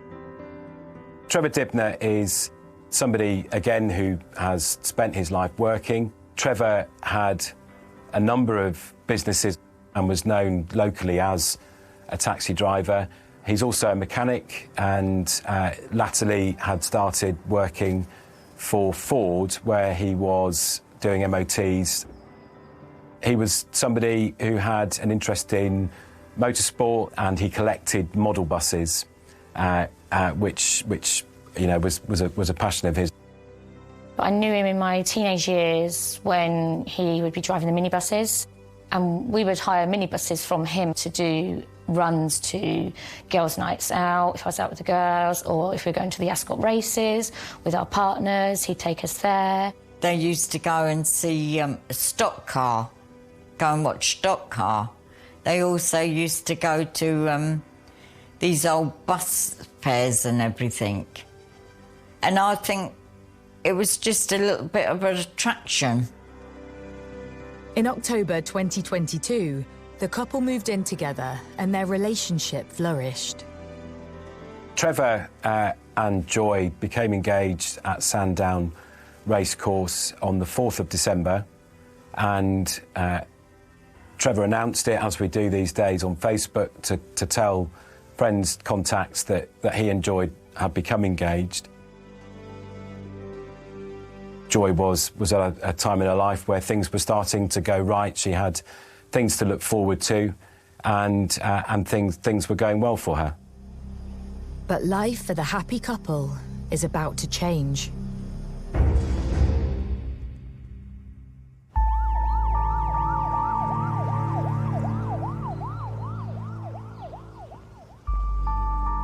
I received a call very late on the 11th of May from the on-call crime scene manager who was in attendance at Churchview in Ash.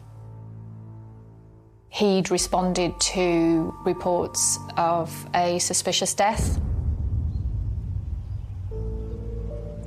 On the 11th of May, Trevor had gone to work and spent the day at work. He'd been unable to get hold of Joy throughout the day.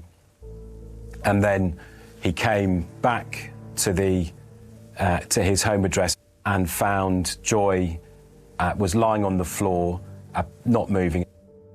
He called the ambulance service to report this.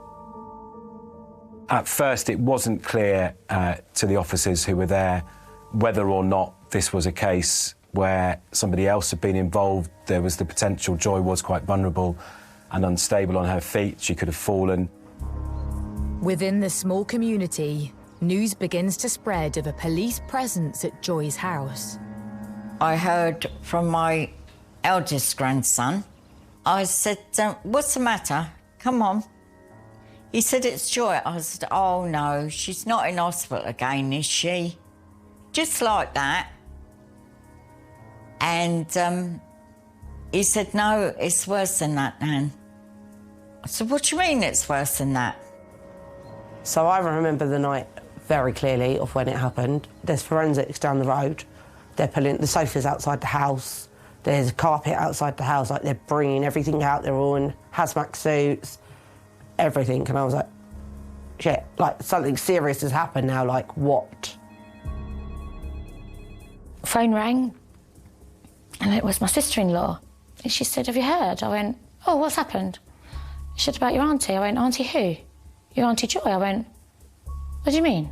And she said, she's been beaten up. And I put the phone down, and my hands were so clammy. I looked at my partner, I was sat beside him, and I went, you need to take me to my Auntie Joyce, please, now. And it was raining, it was cold. Got up there, police cars were there. It was cornered off from round the corner, tape, and the police were standing outside. We parked up, and I went across to the policeman, and I said, and he said, who are you? I said, I'm Joy's eldest sister. I said, can you please tell me what's happened to her? He said, I can't at the moment. I said, please tell me, is she alive or is she dead? I said, tell me. I've got to know. So he said, well, I'm ever so sorry. I said, don't say any more. It was quite quickly then all over social media. Something's happened in Churchview, the police are all there. Doesn't really happen, especially in a quiet community like this. The policeman stood there, guarding the door, another policeman inside. Everybody gathered around, lined my auntie's pathway. And I said to the officer, excuse me, can you tell me, please, what's going on? And as he was talking, as the officer was talking to us, I happened to look down a bit to my auntie's doormat. I saw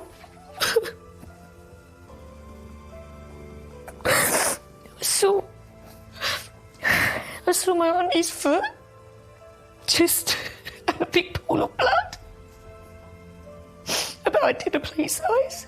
But her foot was buckled back like as if she'd been crawling, trying to get into the front room.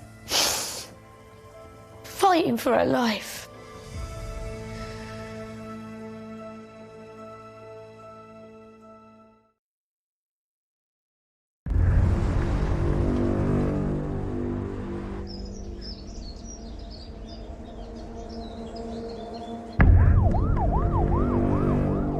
Surrey detectives are at the scene of a suspected assault, which has left local woman Joy Bolton dead. Her fiancé, Trevor Dibner, has called emergency services after returning home from work to find her motionless on the floor. The injuries that Joy sustained were amongst the worst head injuries that I've ever observed. It was very clear that there was no other mechanism than a repeated assault that could have caused them. That repeated assault had been committed by somebody. As the police begin their investigation, Joy's family remain outside her home, waiting for information. Joy's fiancé is still on the scene. He's the only one who can tell them anything. I was sitting in the back of my eldest grandson's car, and Joy's partner come over. I said, tell me what's happened. And he said, well, I come home about 20 to 6 tonight and had to push my way through the front door. And there she was laying there. He said, but I tried ringing her, between 10 and 10:30, like I normally do, and he couldn't get an answer. I said, well, why didn't you go home and check on her? While detectives launch a murder inquiry, their colleagues are looking into reports of another attack on a female, just a few streets from Joy's house.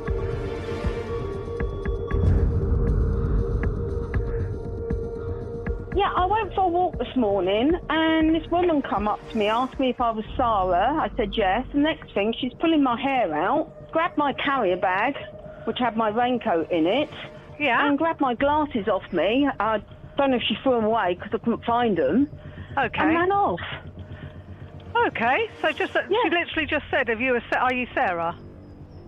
The woman is alleged to have pulled her hair and scratched her, as well as taking a carrier bag that she had with her, which she said had her coat and glasses in. She said, no, she grabbed my hair and said that'll come in handy, because she took a chunk of hair. You don't know the lady at all? Not a clue, not a clue. But she knew your name?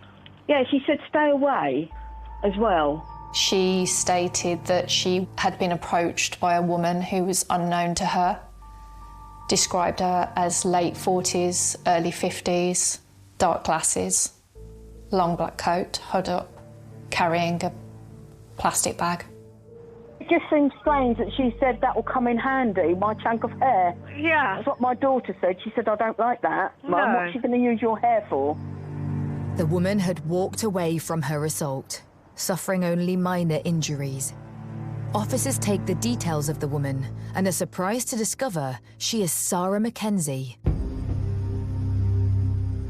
Trevor Dibner's ex. Sarah Mackenzie also lived in Ash. She'd previously been in a relationship with Trevor, and they'd lived together for a number of years until Trevor made the decision that he would leave Sarah to be with Joy. Police now need to look into the fact Trevor's fiancée and his former partner have been attacked on the same day. It's unusual and it's a coincidence given what had happened to Joy. So forensic strategies and search strategies were put in place to investigate the robbery of Sarah Mackenzie just as much as the homicide of Joy Bolton. Sarah phoned Trevor straight away and told him that she was attacked. Sarah described the person as 40-odd-year-old, jogging towards her, ripped her glasses off her face. Trevor agreed to go round to Sarah's house on his way home, which was something that he would often do and had continued to do even after leaving Sarah for Joy. Trevor said that he spent a few minutes there, made sure that Sarah was okay before going back to his home. Detectives are suspicious of Trevor's behaviour. He's told them he had spent all day at work worrying about Joy because he couldn't get hold of her. Now they discover he hadn't gone straight home. There were a couple of things about what had gone on that weren't or didn't seem quite right. First, he had a concern for Joy, who he's very clear about it was the love of his life, and he didn't go home and see that she was okay. And second, that on his way home, in spite of being worried about Joy and worried that she may have fallen, he did go and check that Sarah was okay in relation to the robbery. Despite their relationship being over, Trevor maintained a friendship with his former partner. She used to text before he even left for work. He used to read her messages, then text her back to say that he'd be going round there. Trevor and Sarah were together for 13 years in what seems to be a tumultuous relationship by all accounts, even from Sarah herself. She was a jealous woman, and she did go round to Joy's place and said to him, what she got, what I haven't got. And apparently he said, you haven't got a patch on, Joy. After hearing about Joy's death from Trevor himself, Sarah immediately makes her way to their home. She'd come to the scene apparently to offer some support to Trevor. Her actions at the scene went beyond what you would expect a normal bystander to do, so she tried to get into the address to see what had happened and had to be stopped by one of our colleagues from the ambulance service stopping her getting in. Here's his ex-partner. She's just come, give him support, but also something happened to her today that may be related. So it's saying that'd be great for DNA. So I've got a reference number. Yeah, she pulled my hair, and as you can see, I got scratched. And she said, "Yeah, I can use that later." So with this happening, makes me wonder if she wanted DNA, hair, and scratch, and now somebody doesn't like him, obviously. Yeah. Hi, chap. You okay? Yeah. I'm very sorry. Very sorry. What's happened today? She started to tell people that she'd been the victim of a robbery and that it had happened about 200 yards or so away from the address that we were at. And she made the connection that it was likely to be about Trevor, and she used the phrase along the lines of, "Isn't it strange that Trevor's two ladies have been attacked on the same day?" The potentially linked attacks raise suspicions at the scene, and police make a decision. Trevor was initially arrested and nominated as a suspect in relation to the murder of Joy. But that wasn't all. It started to be suspected that Sarah Mackenzie knew something about what had happened, and a decision was made that she would be arrested for murder.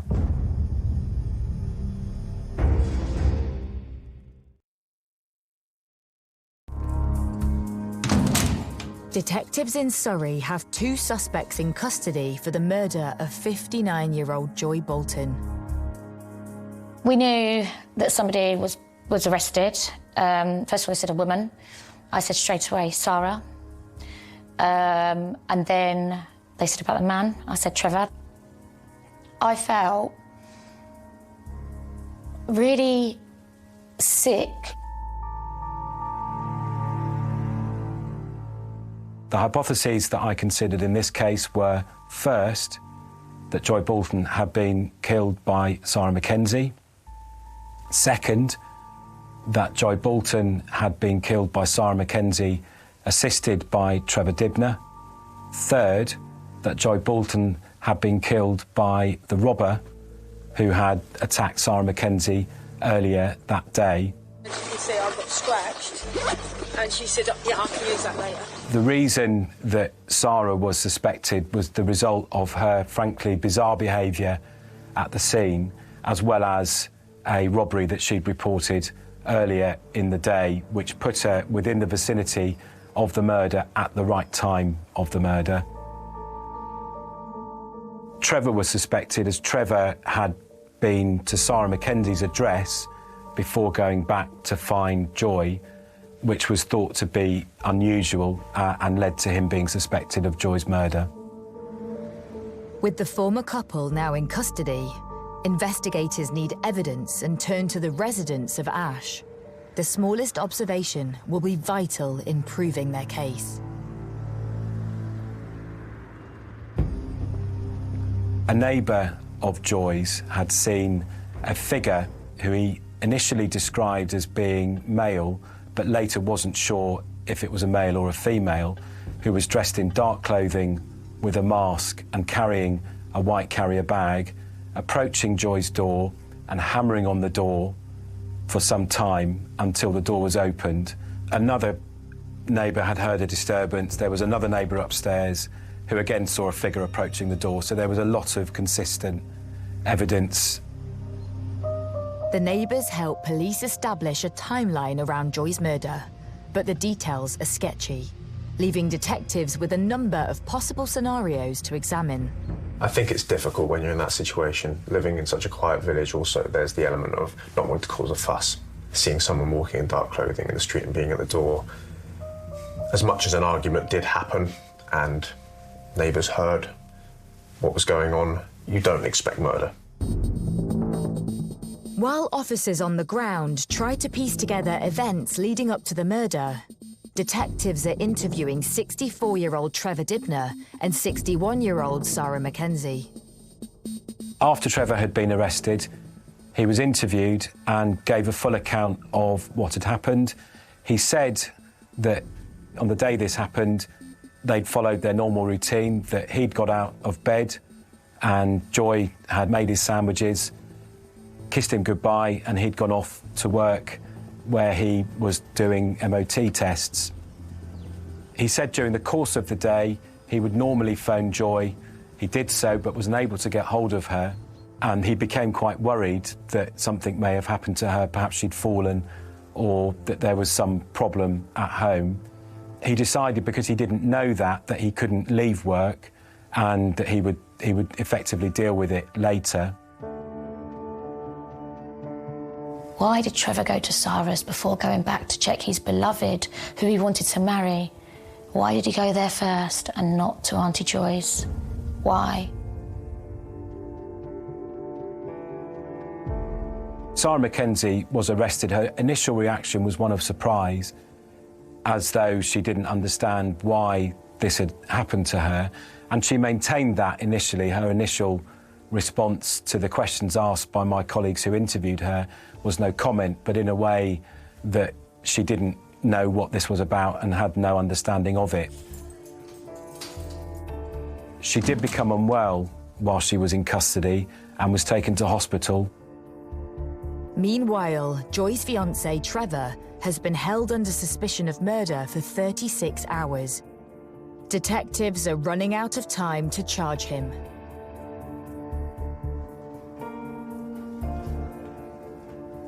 My name's Trevor and I was Joy's fiancé. Trying to prove your innocence is very hard. Very hard. But yeah, she was just so nice, so genuine. Yeah, she's Joy by name and Joy by nature. The 7 months that Joy and I had together was just out of this world. Out of this world. The day of his fiancée's death is etched in Trevor's memory. I left her in the morning and she was fine, and I came home to find her in the evening. You know, it was just gut-wrenching, really. I just knew straight away looking at her, I knew she was dead. I touched her, she was freezing cold, but I don't want to tell you what else I saw because it was gory, you know, and that wasn't by just falling over. But I had to hold it together because I obviously getting arrested, etc. That was another daunting thing for me. I'd been, you know, all of a sudden they've stood there and said, Trevor, we're going to arrest you on suspicion of murder. And I'm thinking, but I haven't done anything. Police released Trevor after questioning, but he still has to be ruled out of any involvement. Blood staining was found on his clothing. It was all looked at in terms of blood pattern analysis and compared to the account that he'd given, that he'd entered the address, found Joy and knelt down next to her, and it was all consistent with his account. There was nothing on his clothing that would have been consistent with him having been present at the time of the offence. We were able to take Trevor's account, and there were a number of things that he told us that we were able to check. The movements of his car on ANPR were consistent with his account.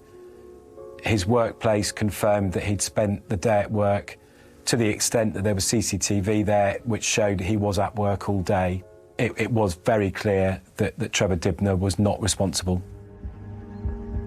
Investigators turned their full attention on 61-year-old grandmother, Sarah Mackenzie. Few people know her better than Trevor. Sarah's, she's stubborn, and also Sarah's got a, let's say, a controlling streak in her. She likes to be in charge, you know, but that's what she is. That's what she is. Despite the couple separating, Trevor and Sarah would regularly keep in touch. When she texts to tell him she's been robbed, he's concerned. Sarah's shown me where she'd had her hair pulled because she's got short hair anyway. And she spoke about it again. And I said, well, OK, but look, I've got to go. Maybe, yeah, perhaps I should have come home earlier in the day, but I don't... What do I say? What do I say to somebody about I need to go home and find, you know, because I can't get hold of somebody? The way I see it, I just had to wait till I got home from work. While I was on my way home, she was texting me to see if was everything OK, is there something wrong? But I didn't answer her back because obviously I had to deal with calling the ambulance and the police because I'd found Joy on the floor and I quite obviously knew she was dead. Then I texted her back and said, no, it's not. No, it's not OK. And as I say, when the ambulance turned up, she turned up in her car behind it and come over and stood there and held my arm as if she was coming to comfort me. On body cam footage, police body cam, him and Sarah holding arms, linked arms, stood near a lamppost outside my Auntie Joy's property. As Trevor tries to come to terms with Joy's murder and being a suspect, Sarah Mackenzie is released from hospital and taken back to the police station for further questioning. She claims she has no recollection of the day of Joy's murder, but evidence from the local neighbourhood puts her clearly in the frame. We conducted a number of CCTV inquiries and found a camera on Churchview Road. This captured an image of somebody walking down Churchview Road wearing black clothing. The officer who viewed the CCTV recognised that figure as being Sarah Mackenzie. And what happened was that in the morning of the day, Sarah Mackenzie went to work as usual, was dropped off at 9:30 in the morning by her work colleague, and proceeded very quickly to change into a full disguise, black clothing, mask, gloves, etc., arm herself with a heavy implement, and walk to Joy Bolton's address. Along this stretch of pavement, Sarah was walking along towards Joy's house before the murder was committed, dressed in all black, very eerie costume, walking with a lot of purpose towards Joy's house. Almost 15 minutes later, she heads back the same direction, same pavement, same path, after committing the murder, dressed in the same outfit, all black, head to toe, again with purpose. As she walked away from the scene of the crime, she was caught on the CCTV around here. Evidence from the forensic team at the flat helps piece together what happened inside. The property, Churchview Ash, was a ground floor maisonette. Front door opened into a small hallway with a bathroom in front of you. The female was found lay face down with her feet in the threshold of the hallway to the living room and her head pointing into the living room. The head injuries were horrific. The victim had an injury to her forehead, which potentially was the first injury to bleed, and that may have caused the blood within the hallway. The majority of her injury was to the back of her head, and that was likely to have been caused when she was face down in the living room. The post-mortem concluded that the victim would have been rapidly incapacitated, so it's likely that she would have been on the floor when the majority of the blows were inflicted.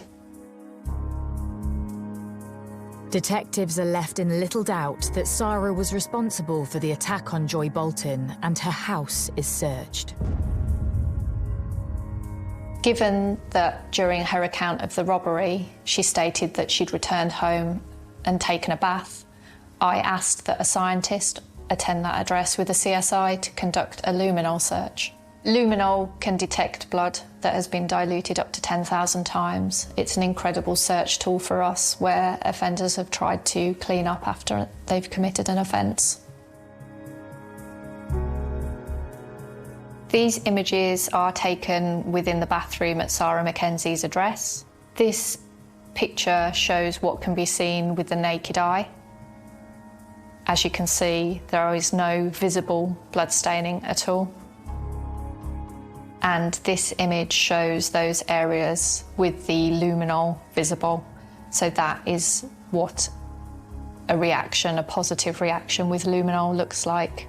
The areas that are marked here are the areas that were swabbed and showed that Joy Bolton's DNA was represented within them. That evidence for us was key. Within that blood, which was swabbed by a CSI, was Sarah Mackenzie's DNA, as you would expect, as it's her bathroom. But also, there were very small amounts of Joy Bolton's DNA as well. And although we couldn't categorically say that it was blood, luminol would indicate that it was.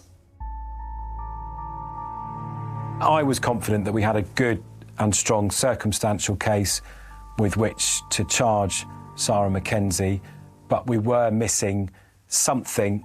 Fingernail swabs and cuttings were taken from Joy, and while Sarah was still in custody, I made a fast-track submission of those swabs and cuttings to the lab.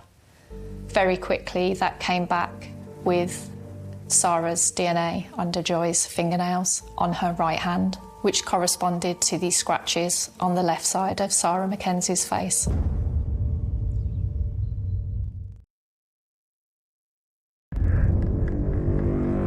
In Surrey, analysis of DNA found under murder victim Joy Bolton's fingernails has come back as Sarah Mackenzie's. Whilst Joy was vulnerable, she did put up a fight, and one of her last actions was to prove crucial in proving this case. The DNA analysis reveals the sample to be a 1 in a billion match, proving that Mackenzie was at the scene when Joy died.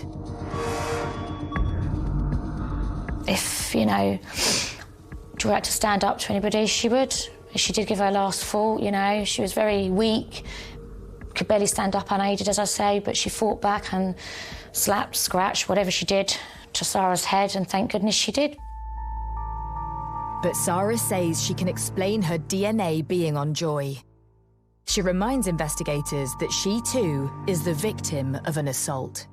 Sarah implied that the offender had stolen her DNA and planted it under Joy's fingernails after inflicting catastrophic injury. They would have had to have the presence of mind to have thought to have planted the DNA under the fingernail of Joy's right hand, which was in keeping with the scratches on the left side of Sarah Mackenzie's face. The robbery is that it was intended to give Sarah Mackenzie a reason to be in the area that the murder had happened in case she'd been picked up on CCTV or seen by somebody, because she knew that Joy had scratched her, she knew that the police had her DNA, and she knew that we would find her through that to account for her DNA being on Joy's fingernails. But Sarah sticks to her story, insisting that she was robbed on the same morning as Joy was attacked. A public appeal is made for information, but investigators find no evidence of a robbery having occurred. With all of the circumstantial evidence and now a very good forensic hit, we were satisfied that there was more than enough evidence with which to charge Sarah Mackenzie with Joy's murder. On the 17th of May 2023, Sarah Mackenzie is formally charged with the murder of Joy Bolton and perverting the course of justice. Police and prosecutors need to prepare for trial and identify a motive. Why would Sarah want Joy dead? A delve into the months leading up to the murder throws up some clues after Trevor left Sarah for Joy.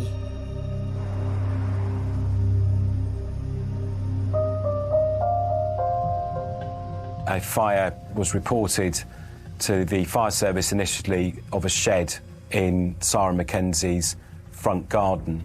At the time, it was treated as being of a suspicious origin. It was noted later that most of the property that was destroyed belonged to Trevor. Sarah Mackenzie was likely to have set the fire herself. To me, it doesn't take much to work out what the problem was, why it happened. It purely happened because I put on Facebook the previous day that we'd got engaged. I mean, it's pretty obvious from that. The fire was not the only disturbance that Sarah was accused of creating. When he left her, she had damaged his property, thrown it out of the window, cut up his leather jacket, burnt photographs of his family. And then a couple of weeks later, she then gets, my auntie gets a message on her phone, a shouting down message, you're this, you're that, you know, really nastily. People say to me it's jealousy, and I do understand that people do get jealous, but do you still have to go to that length? Is there a necessity to go to that length? Within 6 months of the brutal murder of Joy Bolton, 61-year-old Sarah Mackenzie stands trial. She pleads not guilty. On Thursday, the 11th of May 2023, between 10 o'clock and 10:20 a.m, Joy Bolton opened her front door to someone. Shortly after opening the door, that person proceeded to bludgeon her to death with a heavy implement. These are the first words that the jury heard about the case that they were about to try. They knew it was a murder. They knew nothing else. 5 weeks it went on for. Long 5 weeks, cold, wet, windy, horrible, reliving every moment. It was just awful. It was awful every time going into that courtroom to think what you're going to hear next. Sarah Mackenzie presented herself, as we anticipated she would, as somebody who herself was vulnerable and playing on her age. I sat where I couldn't see her because I couldn't bear to face her for what she had done to my dear sister Joy. But I think the worst thing is just knowing that Sarah didn't do it 20 plus times only. She kicked her as well. Like some, I don't know, like a dead thing at the side of the road, maybe. To hear that my auntie's flat was a blood-splattered place, a murder scene. Sarah Mackenzie instructed her lawyers to go down the route of trying to blame someone, but it was plain from the police evidence, and indeed the evidence we called via the police officers, that there was no foundation to suggest that anybody else was a possible candidate for this crime. After weeks of harrowing testimony, the jury retires to consider its verdict. It didn't take the jury long to convict Sarah Mackenzie. That came as no surprise in reality, given the strength of the evidence. Sarah Mackenzie is found guilty of murder and perverting the course of justice. She's sentenced to life imprisonment with a minimum term of 26 years. She just stood there and grinned.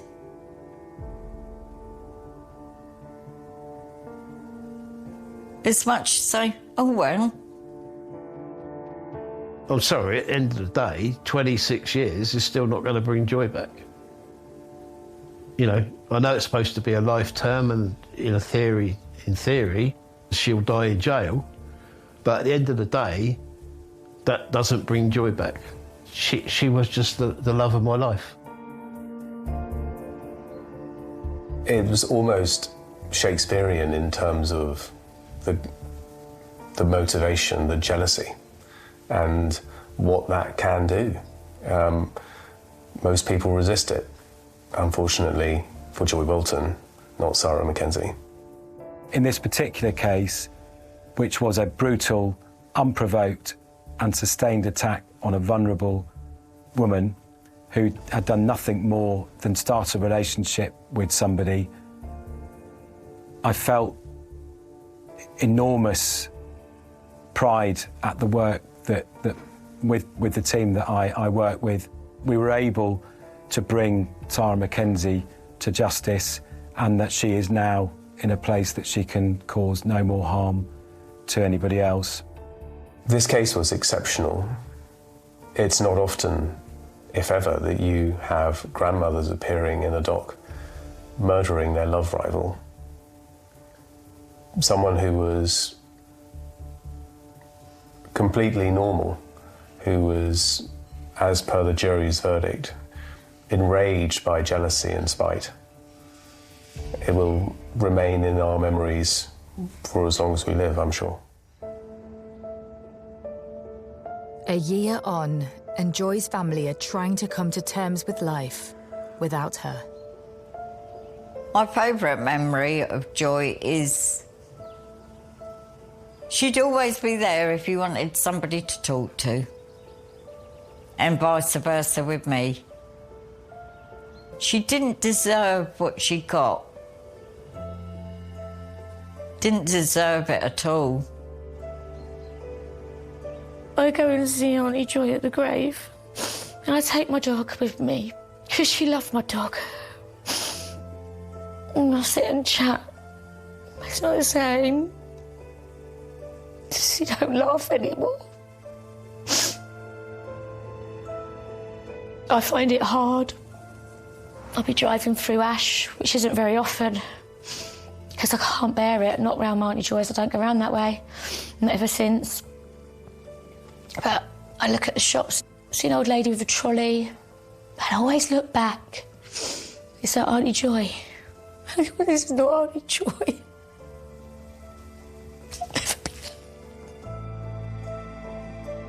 So you don't just murder one person. You hurt everybody.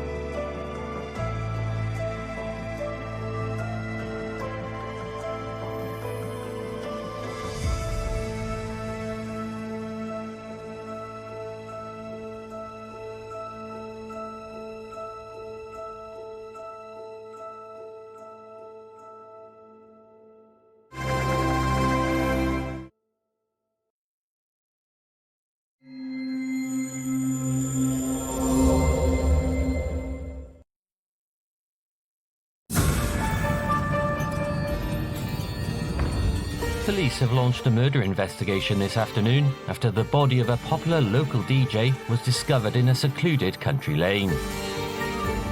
It was obviously a really ferocious attack. 11 slash wounds and 10 stab wounds to different parts of his body. A grieving community hunt for those responsible when a vulnerable adult is viciously killed. You know, most people sort of couldn't believe it. I never thought that anything like that would happen around these parts. My suspicions were that there was something more to this, something related to drugs or some other kind of criminal fallout. He couldn't see the bad in people. That's the problem with Michael. He thinks everybody's like him.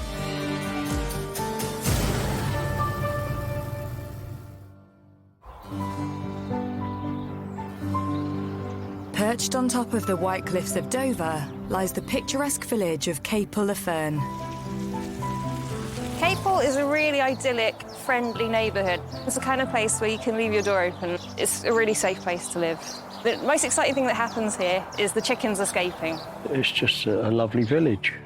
Just countryside, you know, go out with the dogs and people say hello. There's a pub, community centre, a caravan park. It's popular with dog walkers and holiday makers walking across the White Cliffs. Everyone, knows each other, more elderly people than young. There's not really any crime. 10 minutes along the coast lies Aycliffe, a small hamlet next to the port of Dover, where the Kerr family, along with 30-year-old aspiring DJ Michael, call home. Michael was butter wouldn't melt in his mouth sort of person. He would be very jovial, very jokey. I always knew him growing up. We all played together. Always a funny little guy. If he'd done anything wrong, if he misbehaved, he just gave you his smile and that was it. Michael always managed to make his family laugh, not least his mother, Patricia. He was mischievous, funny, just a normal child. He would be naughty and you'd try and tell him off, but he'd have this cheeky grin. But Michael almost never made it into the world. When Michael was born, his birth was very quick. And then a few hours later, the doctor came round and he said, your baby's a very poorly boy. There's only a 30% chance that he will survive the night. Whilst Michael did make it through the night, doctors diagnosed him with Fragile X syndrome. Michael was diagnosed when he was 6 with Fragile X syndrome. When he was 9, the doctors at Guy's Hospital dismissed Fragile X chromosome syndrome. So we've never known what was wrong with him. I'm convinced that it was cerebral palsy. I'm convinced of it. His brain would function just as normal, but his body was just that much slower. But to us, he was Michael. He didn't have a condition. He was just Michael. It never held him back. The doctors told me he would never walk. And just after his 3rd birthday, he ran across the room. Then they said he'd never ride a bike. So I go out and buy him a bike. And I can't remember how old he was when he started riding his bike, but there was no looking back once he got on that bike. As Michael grew older, he developed a passion for music and parties and became a DJ in local pubs and clubs. As we were growing up, sort of going to parties and discos and things like that, Michael would always sort of he would like to be the music man. He was the DJ. As long as Michael loved it, he would play it. Anything and everything his mixes would be, and it would be like maybe Celine Dion going into Erasure, going into something else, and that's just how he was. But he loved it, and you could see he loved it, and that's what was lovely about Michael. Whilst Michael loved being on the decks, his true passion was being behind the wheel. As he started to get a bit older, he went towards his car.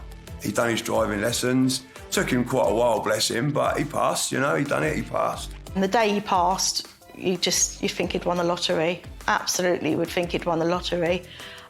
He was so made up that he'd passed. The car that Michael had was like a goldy coloured Renault Clio, and it was his pride and joy. He loved it.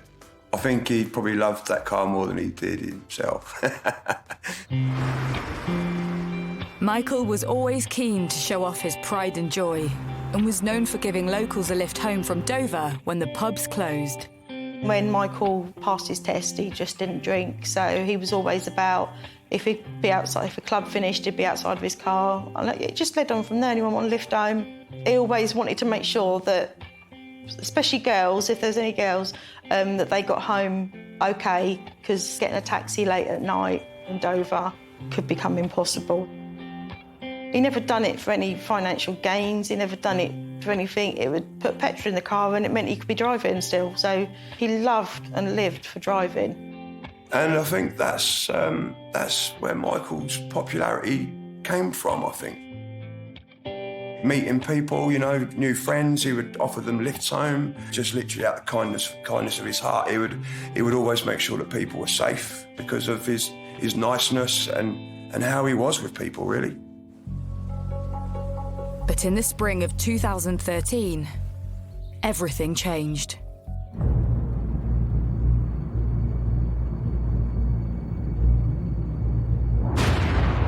Kent police have launched a murder probe after a body was discovered in the village of Capel-le-Fern. Police say the body of a 30-year-old man was discovered on a secluded country lane at around 1 p.m. this afternoon. So when the police officers turned up, they saw immediately at the end of the lane, they could see Michael lying motionless a few metres away from his car. So this is the location where Michael Kerr was found. When I arrived here, Michael was lying here, face up, and then just over here was a significant pooling of blood. It was clear that it was a homicide investigation. He had significant injuries to his neck, which he couldn't have done himself. His neck was open, and it also looked as if he'd been potentially moved or dragged. There was blood splatter within the car as well. And we discovered 2 of his teeth under his body. It was obviously a really ferocious attack. But what had led to this popular DJ being murdered in such a brutal way? Had he picked up the wrong person? Could this have been a robbery that had gone tragically wrong? Or did Michael unwittingly stumble upon people up to no good? My suspicions were that there was something more to this.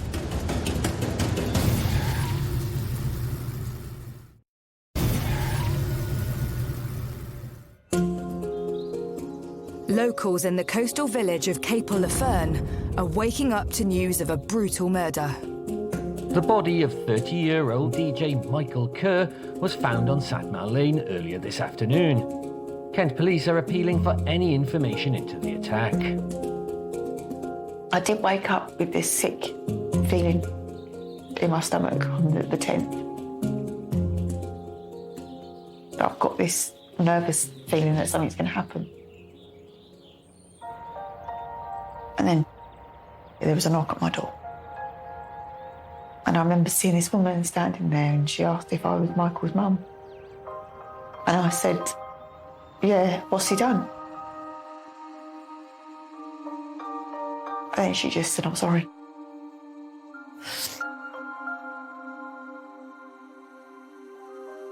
We was actually, as a family, we're down at the little holiday village about half-hour away.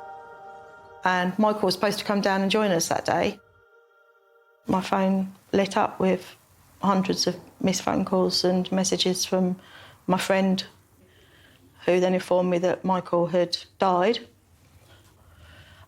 She then went on to tell me that he'd been attacked and believed that he'd been stabbed. Obviously, at first, I didn't want to believe it was Michael. I kept saying to myself, no, it can't be Michael. It can't be. It's not going to be Michael. Why would anybody do this to Michael? He's everybody's friend. Everybody loves Michael. It can't be him. Can't be him.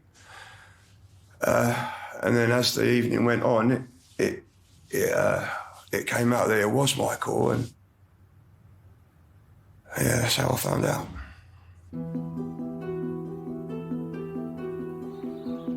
News of this horrific attack soon spreads across the quiet coastal village. I woke up and there were police everywhere. I felt sick, I felt disgusted, and I couldn't understand why someone would do what they did. You know, most people sort of couldn't believe it. A lot of the older people were a little bit unsettled.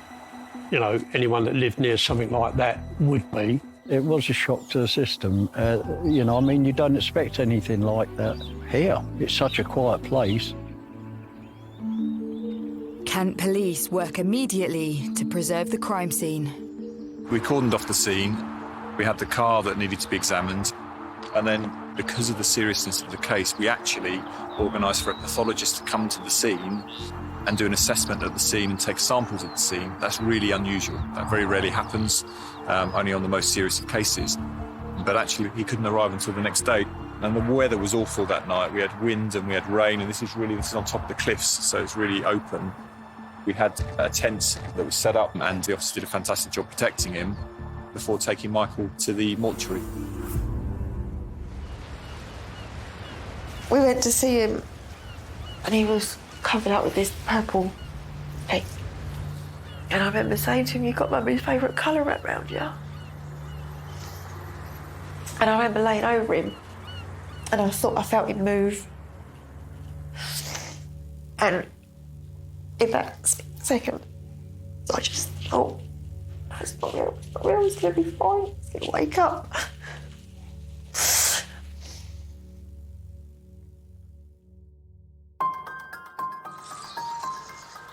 The crime scene is contained, and the search for anything which points to Michael's murderer begins. What was obvious from the initial search is that his mobile phone was missing and not found. His wallet was intact, though, so there was no obvious sort of sign that it might be a robbery. With the robbery ruled out, detectives speculate whether Michael's phone holds vital information about his attacker. My suspicions were that there was something more to this. I was really suspicious. I didn't know whether it was a fallout over drugs and drug dealing. So when we first turned up, the car was actually wedged up against the bank as if it had been driven up the bank, which went with something obviously bad going on, whether it's somebody trying to get away or something. The evidence points towards the driver trying to take Michael's car to make a hasty escape. The question is, what was Michael doing in such a secluded location? There was no relatives or no friends of Michael's to be lived anywhere near that area. There was no family he would have been seeing. No reason that Michael would have been there. It was just there because he was lured there. With little reason for Michael to be at Satmar Lane, suspicions grow within the local community. So Dover is obviously a major travel hub. It has the port, it's a major thoroughfare across the channel. And Aycliffe is to the west of the town and is very close to a lorry park. A lot of transient people coming and going, lorry drivers, travellers, tourists. So the idea that Michael Kerr could have been killed by someone just passing through was quite suggestible. Detectives need to keep an open mind. They reach out to the people that knew Michael well to help build a profile of his movements that could lead to the attacker. Michael Kerr is a 30-year-old guy. He's got a learning disability.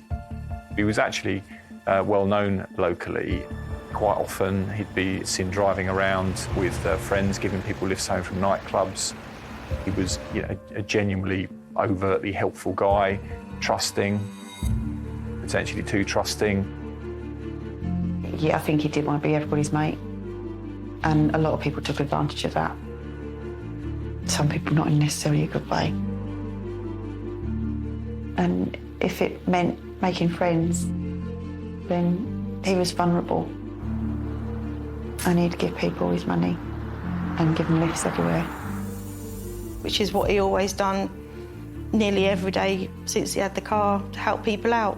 And he wouldn't not help people out. He couldn't see the bad in people. That's the problem with Michael. He can't see the bad in people. He thinks everybody's like him. With the murder happening at night in such a rural area, the investigation turns to the local community. Could there be witnesses to Michael's death? We went door to door to see whether anyone had heard anything that happened at that time of night, because it's so rural, then maybe they would have heard. And actually there was somebody at a premises about 100 metres away who did say to us that they heard some sort of shouts and screaming, but it sounded more sort of laughing and screaming and people messing around more than anything else, and that was it. With the latest information from family and locals, detectives begin to wonder. Had Michael naively offered a lift to his killer? Was it a friend or a stranger? As the post-mortem begins, it's apparent whoever it was carried out an horrific attack. Mr. Kerr's injuries are almost all sharp force injuries. So we're talking about a bladed article. The most obvious injuries that Mr. Kerr sustained were 21 sharp force injuries, 11 slash wounds where the knife had been drawn across the skin, and 10 stab wounds to different parts of his body where the knife had been stabbed in. He also had a couple of teeth knocked out. There was a distinct lack of defensive injuries on Mr. Kerr. That would suggest that he was overcome very suddenly, overpowered very quickly, and potentially started to lose blood and lose consciousness so quickly that he simply didn't have the opportunity to respond. From the evidence from the pathologist, it's clear that this was a very, very sustained attack. So it wasn't a matter of seconds. This would have taken minutes to carry out. The immediate thing that springs to mind with that number of injuries is it is more than you need to kill somebody. So this is into what some of the psychologists would call overkill. This is not just ending someone's life. This is far in excess of what's necessary to do that. With the cause of death established, the race is on to find the murder weapon before vital evidence that would point towards the killer could be lost. From the scene here, it's a narrow single-track lane that runs for about a mile or so up to the A20. So we had dozens of officers searching, 20 or 30 metres either side, all the way along, which took a number of days. So there's also a pond which we had officers forensically searching throughout. The police and divers and that, they was all over here, going under the water, dredging it. I mean, they was in there days, just trying to find anything. Having combed the hedgerows and surrounding fields, police finally uncover a potential lead. Michael's mobile phone was missing, but we found on the search of the lane, his phone was smashed. It looked like it'd been thrown on the floor and stamped on, and then kicked into the hedge. With the phone sent for data analysis, their next priority is to find the murder weapon. We didn't find anything in the ponds, but it's when we got onto the main road, I made the decision to search all of the storm drains. On the main road, there are 200 drains, and we got help from the local authority to suck out the stuff in the drains, and we found 2 knives. With multiple knives discovered, police have to consider the possibility there could be more than one killer. Had Michael been subjected to a group attack? And if so, what was the motive? But as police start to consider that theory, there's a breakthrough. Detectives investigating the murder of local DJ Michael Kerr have made a number of arrests in Dover today. 5 people were taken into custody and detained for questioning in what has become a major investigation. A police officer actually had a telephone call from somebody to say something like, you need to come and speak to them. And then police turned up at the address. 5 people are arrested at the house in Dover. All suspects are believed to be locals in their 20s. All the suspects were known to each other. They were living together in the same house. They were all arrested on suspicion of the murder of Michael Kerr. It would have been a shock to the local community. A lot of questions. Who are they? And are they a danger to other people in the communities?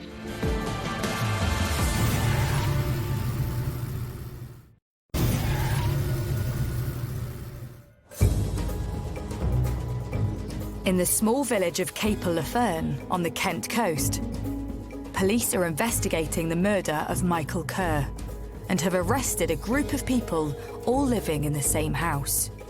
It would have been a shock to the local community. A lot of questions to be answered. Who are they? How could they have done this? What was the reason behind it?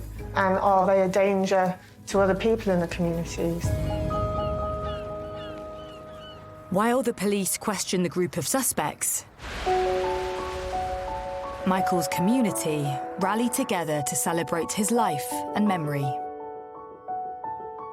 The whole community, I think, was just in shock as to why anybody would want to hurt Michael. The way the community got together, just for the remembrance of Michael, really, a few days afterwards was astonishing. It was something you'd see of a movie or something, you know. It's like literally the whole of Dover came together for Michael, basically, literally just for Michael. All of a sudden, there's just what felt like thousands of Chinese lanterns went up from the seafront. It was an amazing sight. You know, and I remember standing there. God, all that for my boy. Who knew? Despite the beautiful send-off for Michael, the interrogation of the 5 suspects in connection with his death continues. The guys were well known to the police for varying different things. I was really suspicious that there was something going on. All 5 suspects are questioned by the police. Then there's shocking news. 3 of the 5 suspects are released, but the 2 that remain in custody are women. One of them is 22-year-old Alicia Davis. We're presented with these 2 young ladies who've got no criminal records previously. Alicia Davis was an air cadet. Comes from I'll argue a reasonable background. Also in custody is 21-year-old Charlotte Coulson. The pair met each other through the local nightlife scene in Dover and have been living together for nearly 6 months. Charlotte Coulson was very good friends with Alicia Davis, and the pair of them were both very heavy drinkers and were well known in the area. These girls are living a bit of a party lifestyle. They're constantly looking for drink, constantly looking for opportunity to have fun.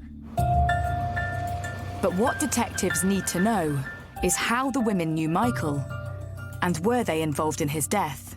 Charlotte Coulson said that she met Michael a year or so before in the clubbing scene within Dover.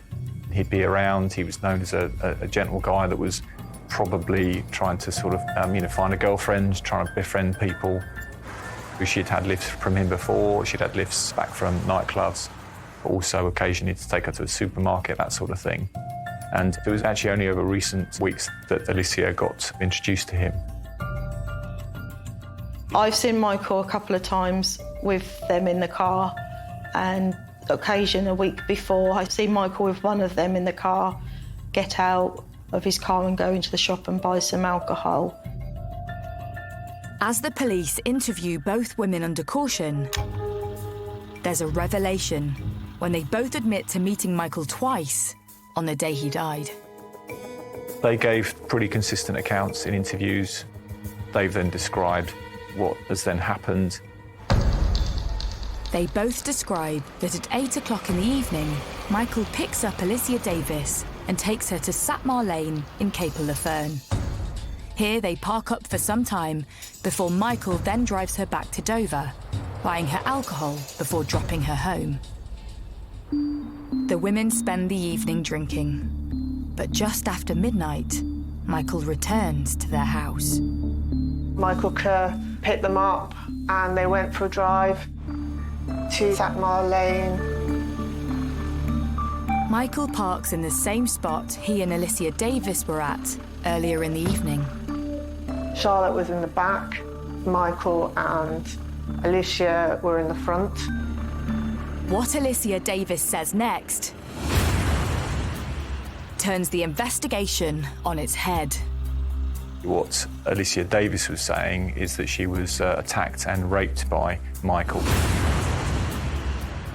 And she then defended herself. She put her hands down the side of the seat and found a knife and went to the only area of flesh that she could see, which is the throat, where she stabbed him. With Davis claiming she attacked to defend herself, Charlotte's account is crucial. She said she was asleep in the back of the car and she woke up to a commotion where Alicia was actually attacking him. According to Coulson, she'd been asleep in the back and couldn't do anything about it, couldn't stop it after it had begun, and was trapped in the back seat and couldn't get out of the car either. Charlotte Coulson then gave a very confused description about how they both got out of the car, and they then moved Michael's body, tried to drive off. So that explains the position of the car. When we found it, she said they stalled it and couldn't get it working, which is why they then decided to walk back to Dover.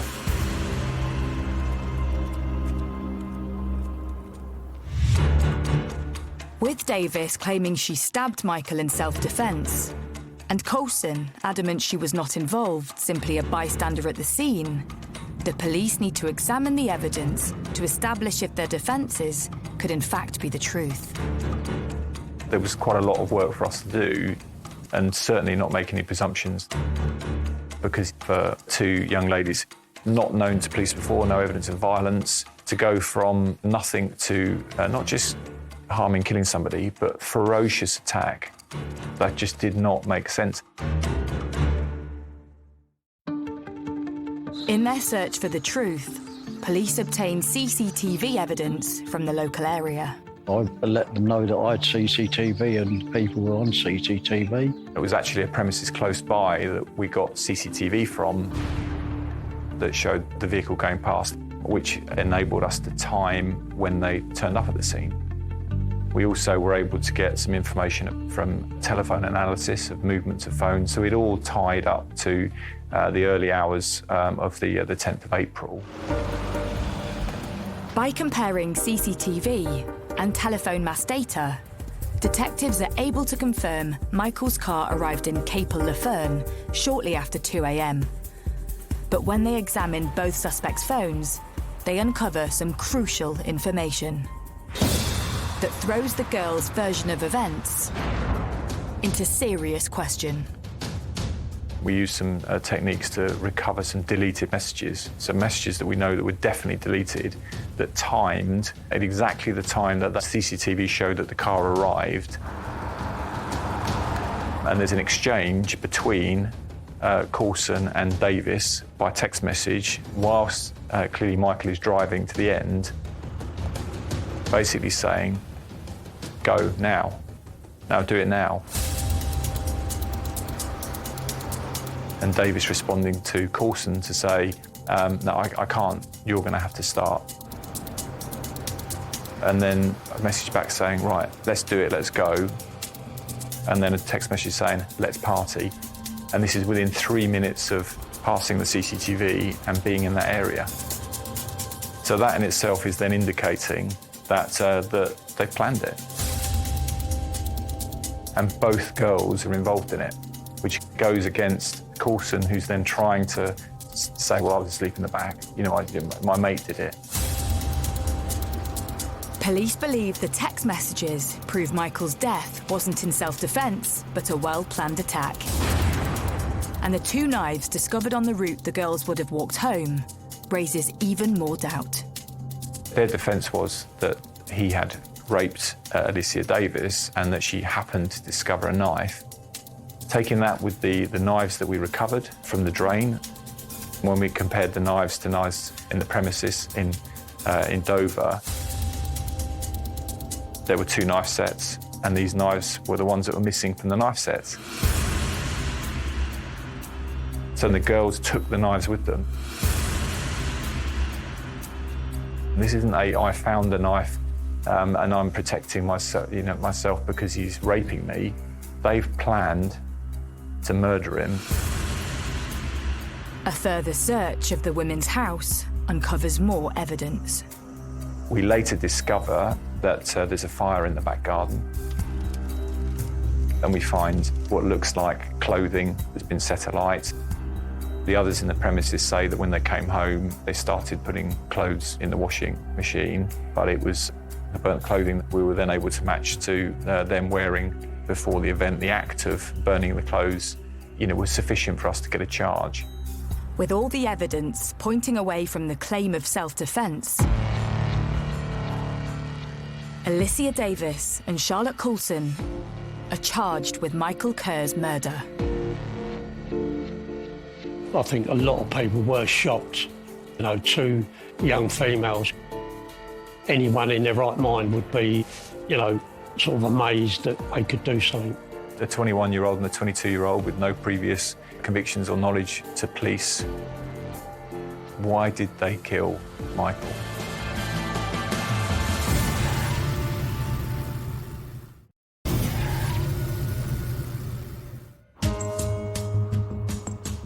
"22-year-old Alicia Davis and 21-year-old Charlotte Coulson have been charged with the murder of aspiring DJ Michael Kerr.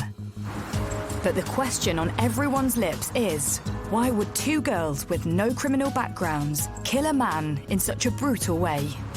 Today, the trial of 2 young women is set to begin in central London for the murder of a 30-year-old man in the village of Capel-le-Ferne, Dover. With both girls pleading not guilty, the horrific details of Michael's death are to be laid bare in court. The trial was actually moved out of Kent. There was a decision made because of the local interest and the seriousness of the case that it was allocated to the Old Bailey. In December 2013, the trial into Michael's murder begins in central London, and his family come face to face with his alleged killers. They both were brought in, sat in their separate spaces in the court, heads down, didn't look up, didn't acknowledge anybody, just kept their heads down. They would be sat there laughing and joking, but as soon as the judge and jury came in, they would sit there with their heads down, behave themselves. And I didn't know I was capable of hating somebody as much as I hate Hood. They showed no remorse, nothing, absolutely nothing.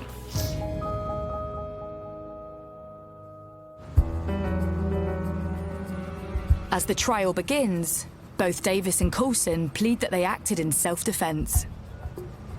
The accusations they made against Michael just showed how evil they were. They planned this, they done it, they took his life and they tried to get away with it by making up the most horrendous, hideous lie about Michael.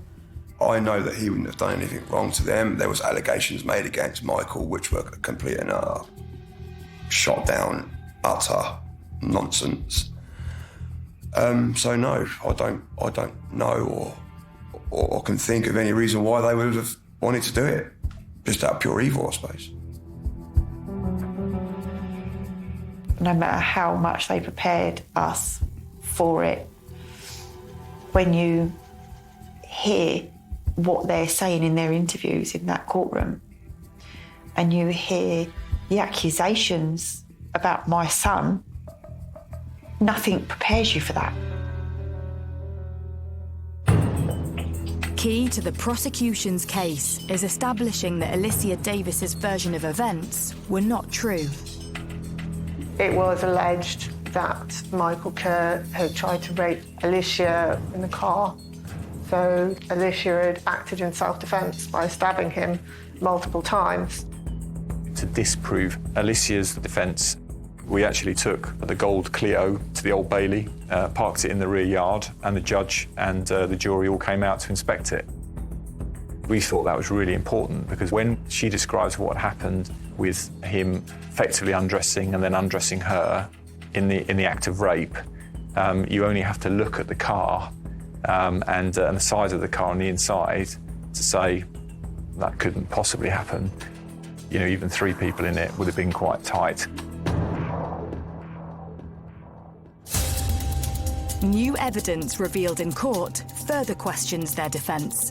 Another thing that we discovered later is that there were actually text messages on Charlotte Coulson's phone to Michael after he was dead to say, why haven't you come to pick us up? Why we haven't heard from you?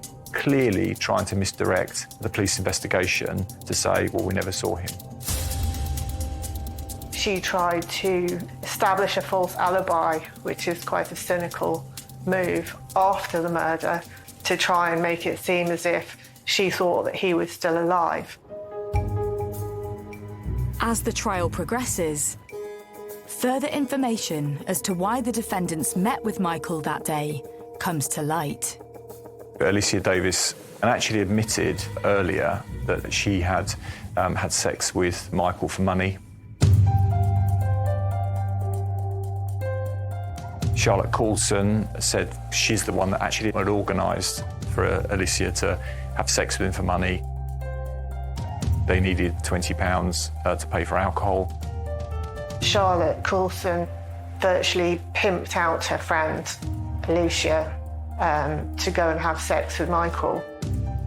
It doesn't seem like an awful lot of money, essentially beer money for them, but it seems that Alicia agreed to that. Finally, the court is presented with a possible motive for the brutal killing. On the face of it, the girls are worried that they've prostituted Alicia to get money for alcohol and that Michael as a vulnerable adult, now thinks that he's got a girlfriend in a relationship. So is the only motivation then to stop that happening? Instead of saying, no, that's not what it is, Michael, to actually lure him in and kill him. They egged each other on. They drank very, very heavily. And from there, they decide to perhaps teach him a lesson, to punish him.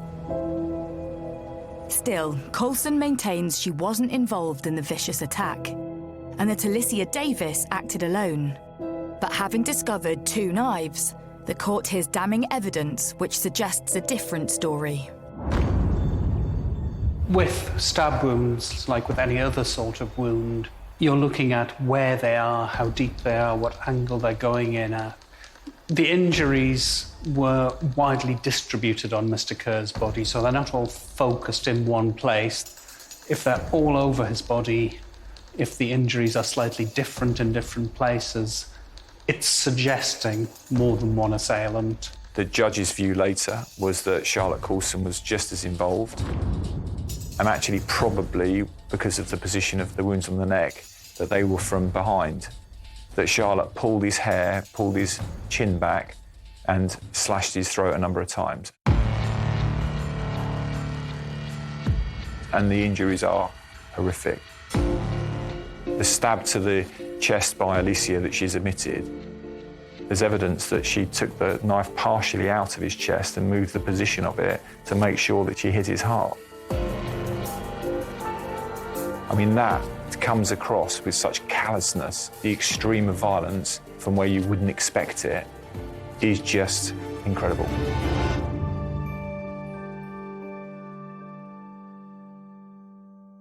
After murdering Michael in cold blood, the court hears how Davis and Coulson went on to enjoy the rest of their night. Police found CCTV evidence from after the murder, which showed they'd gone to McDonald's and bought booze, which perhaps suggested that they'd taken money from Michael after they'd killed him as well. And we know also people witnessed hearing the girls laughing and joking as they returned back to their home. So it just shows the callousness that they regarded what they'd done. I've dealt with many, many murders over the years, and this is up there. You know, for girls with nothing in their background that indicates that they would go down a path of criminality, it just does not make sense. They were both very heavy drinkers. They had a bit of a toxic friendship. And I think it would be too simple an explanation to say they did it for a couple of pounds for the price of a McDonald's. But together, they proved to be an absolutely deadly combination. After a grueling 3-week trial, the jury returns its verdict.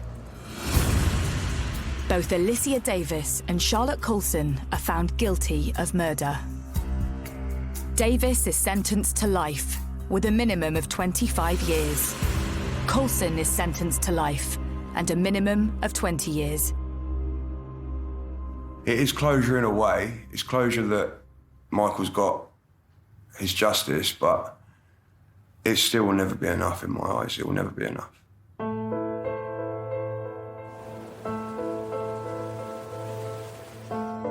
They both should have got longer. I don't know much about prison, only what I've seen on television. But I really hope they're not having an easy time. I hope they're not having an easy time. I don't think people can change. If there's evil in those people like that, there wasn't just one attack, there was 2 people doing a vicious attack on him. So they should pay for it with their lives. So many people have said, a life for a life. I don't want that. No, I don't want them to die. Because in my head, every night when those lights are out, they see and they hear and they are haunted by what they've done to my boy. And it torments them.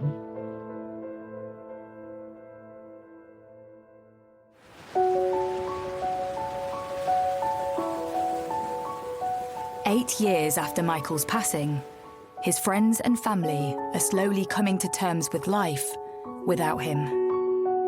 The fact is now we can smile and laugh and remember Mike for who he was and what he meant to us, rather than the way that he was taken. Just the biggest smile, absolutely loving life. Love him to bits and miss him completely. I think what happened to Michael shook the whole community. And I don't think Michael realised how loved he was. Life stops for you. The world still revolves for everybody else. But it doesn't revolve for you. But I was told once that I've got to let him go. I've got to let go of the anger. I've got to let go of the pain. I've got to let him go. I can't. I don't want the pain to go because I'm scared that if the pain goes, he goes. And all while I've got the pain, I've got him. I don't know if that's normal, but that's how I feel.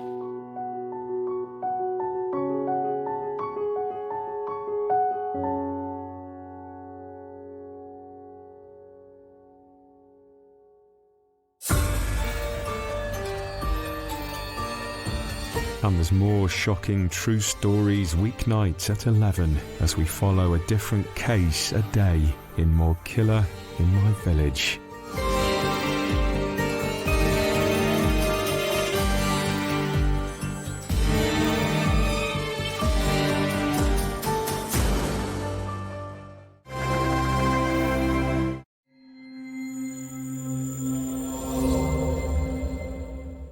I know so many people who complain about their jobs, what they do, and who they work with.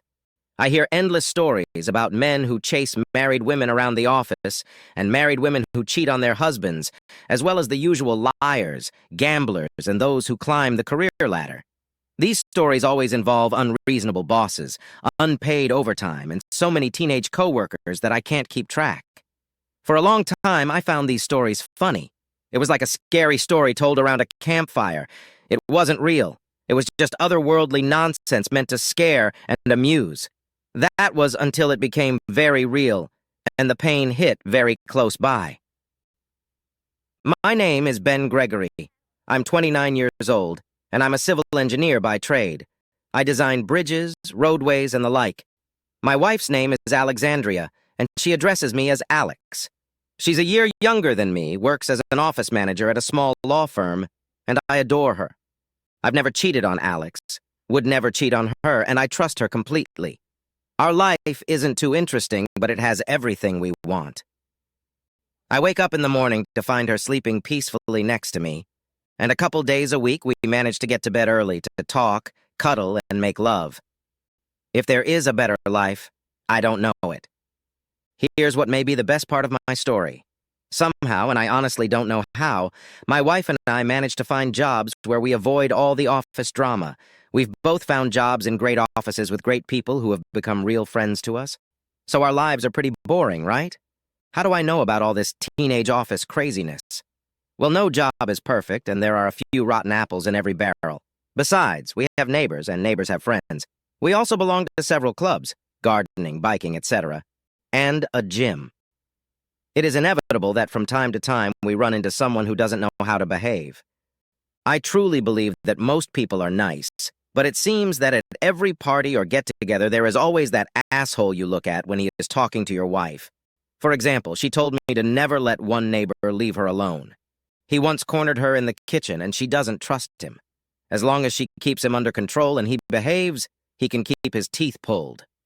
Someday, if he goes too far, he'll lose them.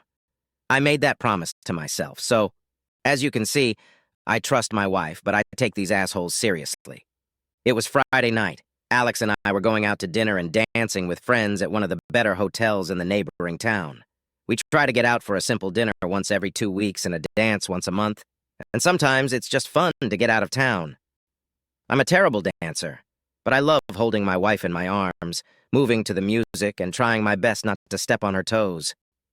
When we get together with good friends who share our values, it's not uncommon for us to switch partners for a dance or two. I dance with a friend's wife, And my friend dances with Alex. It's all quite normal. We were with two couples, Sean and Debbie O'Malley and Ned and Janet Davis. Sean is another engineer where I work, and Janet handles billing and payroll. I was dancing with Debbie when she nudged me. Don't look, but isn't that Barbara Perkins coming in? And isn't that her husband David she came in with? How can you not look when someone says, don't look? We turned slowly on the dance floor until I saw the object of Debbie's interest. And yes, it was Barbara. And it wasn't her husband. In a normal situation, that wouldn't have meant much. David could have parked the car. The guy could have been her brother or cousin. Except I knew in the office that David was out of town on company business. And judging by the way she looked him in the eye and pressed his hand tightly to her chest, we quickly ruled out the brother or cousin option. We decided to remain inconspicuous for now, keep to the shadows, and see what would happen. For the next half hour, we made out a lot at the table, pawing at each other and rubbing against each other on the dance floor. Soon, all 6 of us had had enough. We tried to ignore it, but it was literally the elephant in the room, or at least the trunk of an elephant. David was our friend, and we didn't like what we were seeing. We didn't like it one bit. After a while, we retired to a quiet corner of the bar, just down the hall from the music, where we could talk, and we began to discuss what we should or should not do with Barbara and her very friendly companion. As luck would have it, the bar had a great view of the elevators that led to the hotel rooms on the upper floors. I honestly don't know what we would have decided if it had ended there, but about an hour after we retired to the bar, we saw Barbara and her very good friend enter the elevator and go up to the 7th floor. The only thing there were hotel rooms, that is, rooms with beds. We all looked at each other. Not a word was spoken. There was no doubt in anyone's mind. Barbara was cheating on our good friend, and we were in the unpleasant position of knowing it. What to do at a time like this? If I were David, I would certainly want to find out, but would he? We briefly considered what he already knew, but David is not a swinger. Opinions at the table were divided. The men wanted to tell David. The wives said, "Stay out of it. It's none of our business." Husbands have a knack for saying the wrong thing at the worst possible time, and I'm no exception.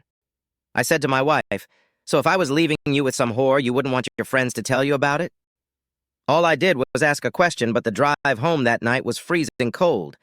I suppose I was not the only husband who had a conversation with his loving wife that evening.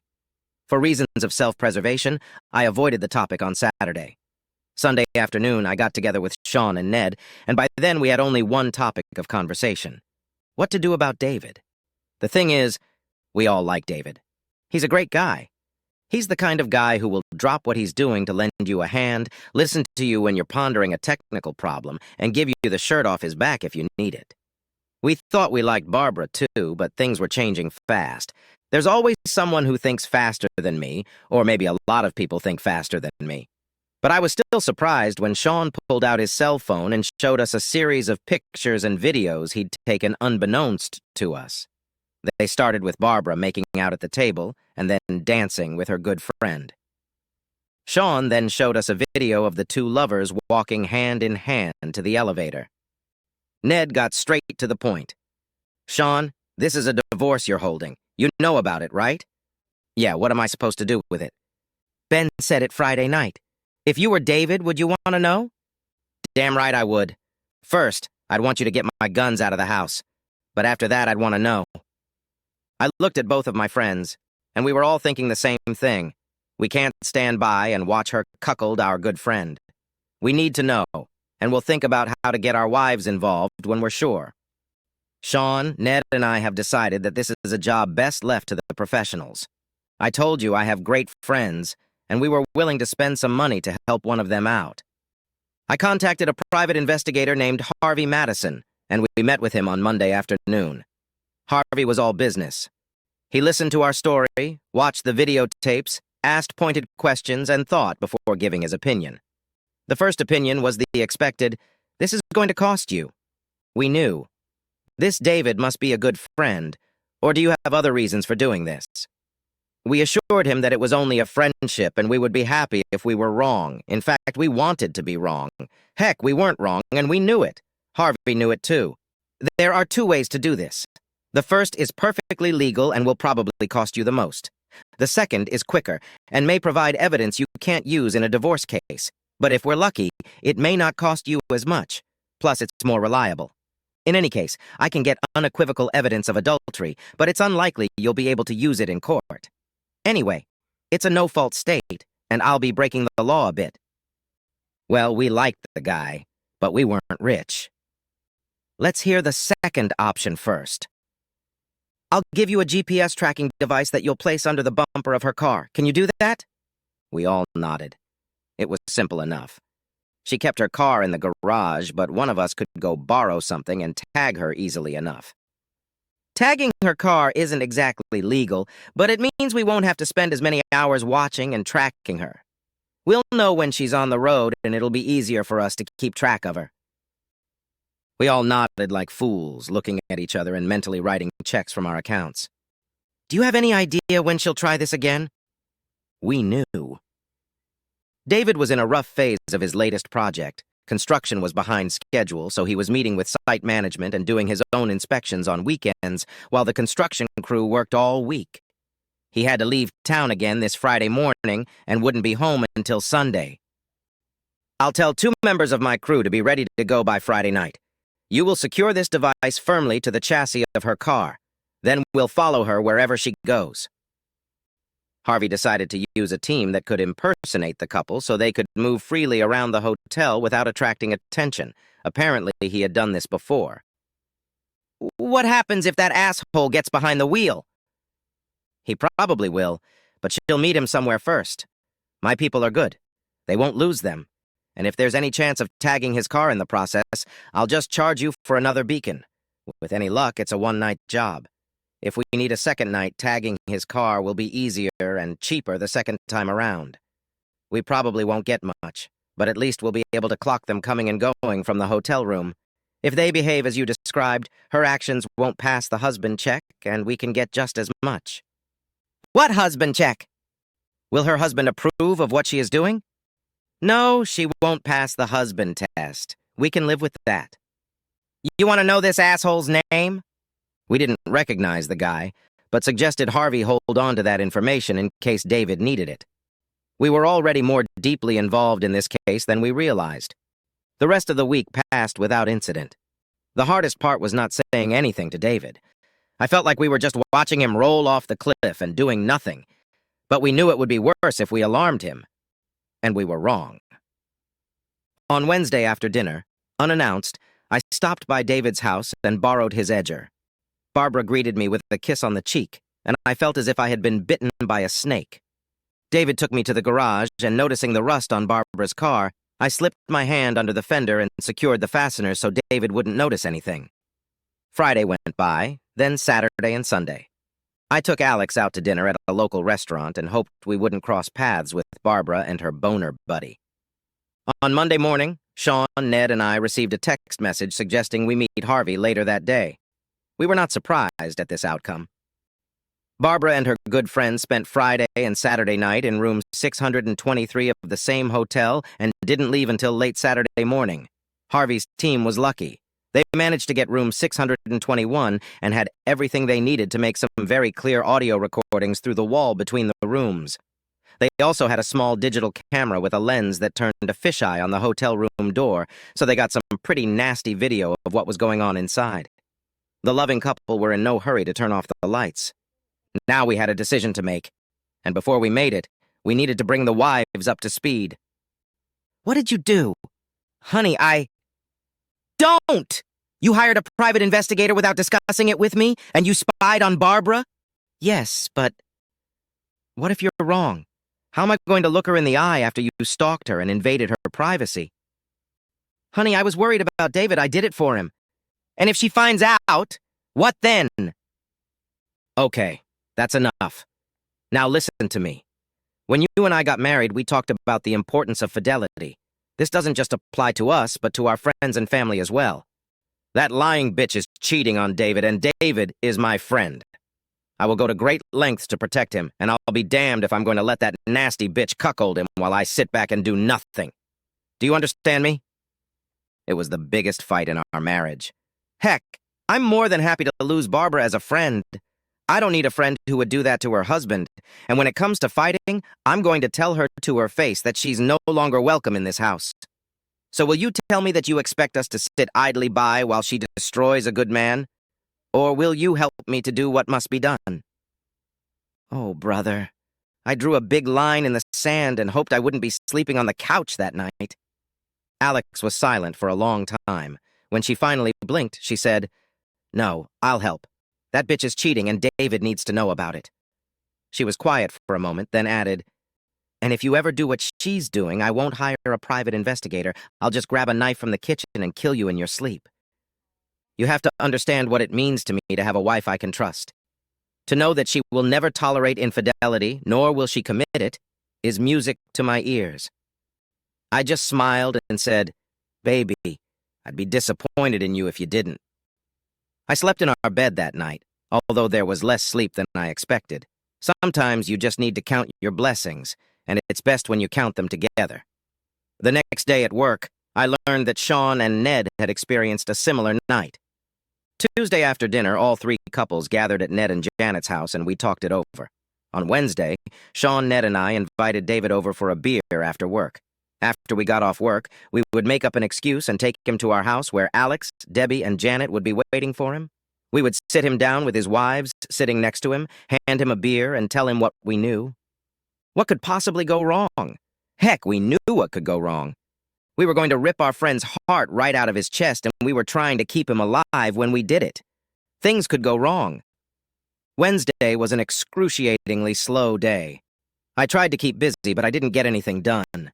Sean, Ned, and I stayed on top of the script. After work, we invited David out for a beer, and he happily agreed. Heading to the car, Ned said, "I need to stop by the house for a minute. It won't take long." When we pulled up to the house, he invited us in. Alex, Debbie, and Janet were waiting for us in the living room. They were smiling, but not very good at hiding their thoughts. Ned said, "I'll get a beer." The wives invited David to sit on the couch, and Alex and Debbie positioned themselves on either side of him.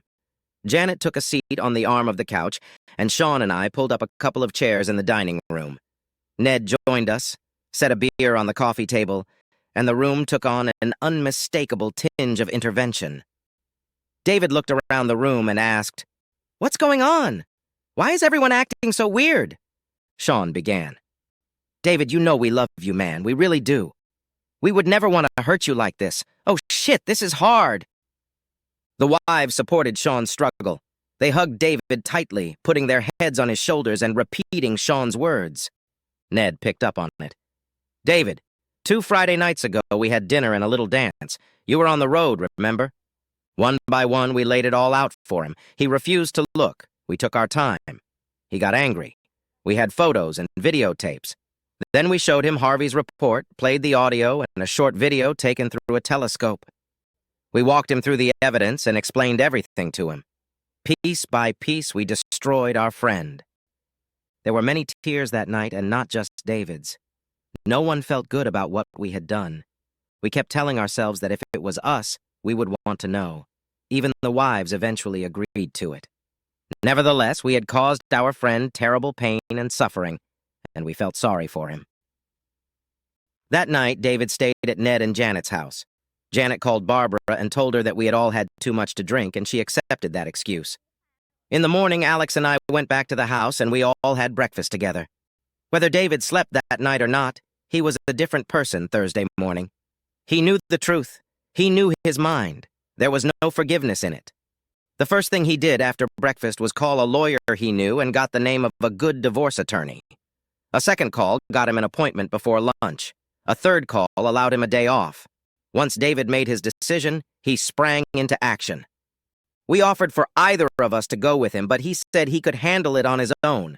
We put all the photos, videos, and files on a thumb drive, and David prepared for war.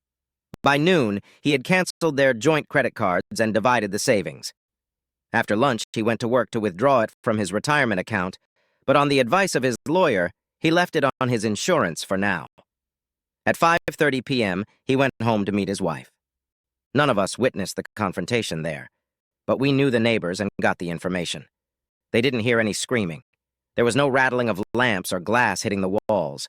David went into his house, and about an hour later, Barbara popped out the front door with a suitcase, eyes bulging and barely able to keep up. She collapsed into the car, cried for a while, and finally left the house. From the moment she left the house until she left the property, David stood on the porch and watched his soon-to-be ex-wife walk out of their marriage. I wish I could say it was over except for the lawyering, but I'd be lying. 7-year relationships and 5-year marriages don't end without pain. For the next few months, David was an unofficial member of 3 families. More often than not, he had dinner with one or the other family. We went to ball games, visited the bar after work, and often played golf on the weekends. He even joined us on a few nights when his wives wouldn't let him off the dance floor. The day his divorce became final was hard on David. We drank too much and had a terrible hangover the next day. David survived his divorce, but it was killing us. Wives are tricky little souls. If we had to negotiate an intention to tell David what we knew about Barbara, they never told us about their plans to introduce David to every woman they knew. After several evenings of different women randomly showing up wherever we were, there was a joke between the guys. I wonder who they have scheduled for tonight. Will she be blonde, brunette, or redhead?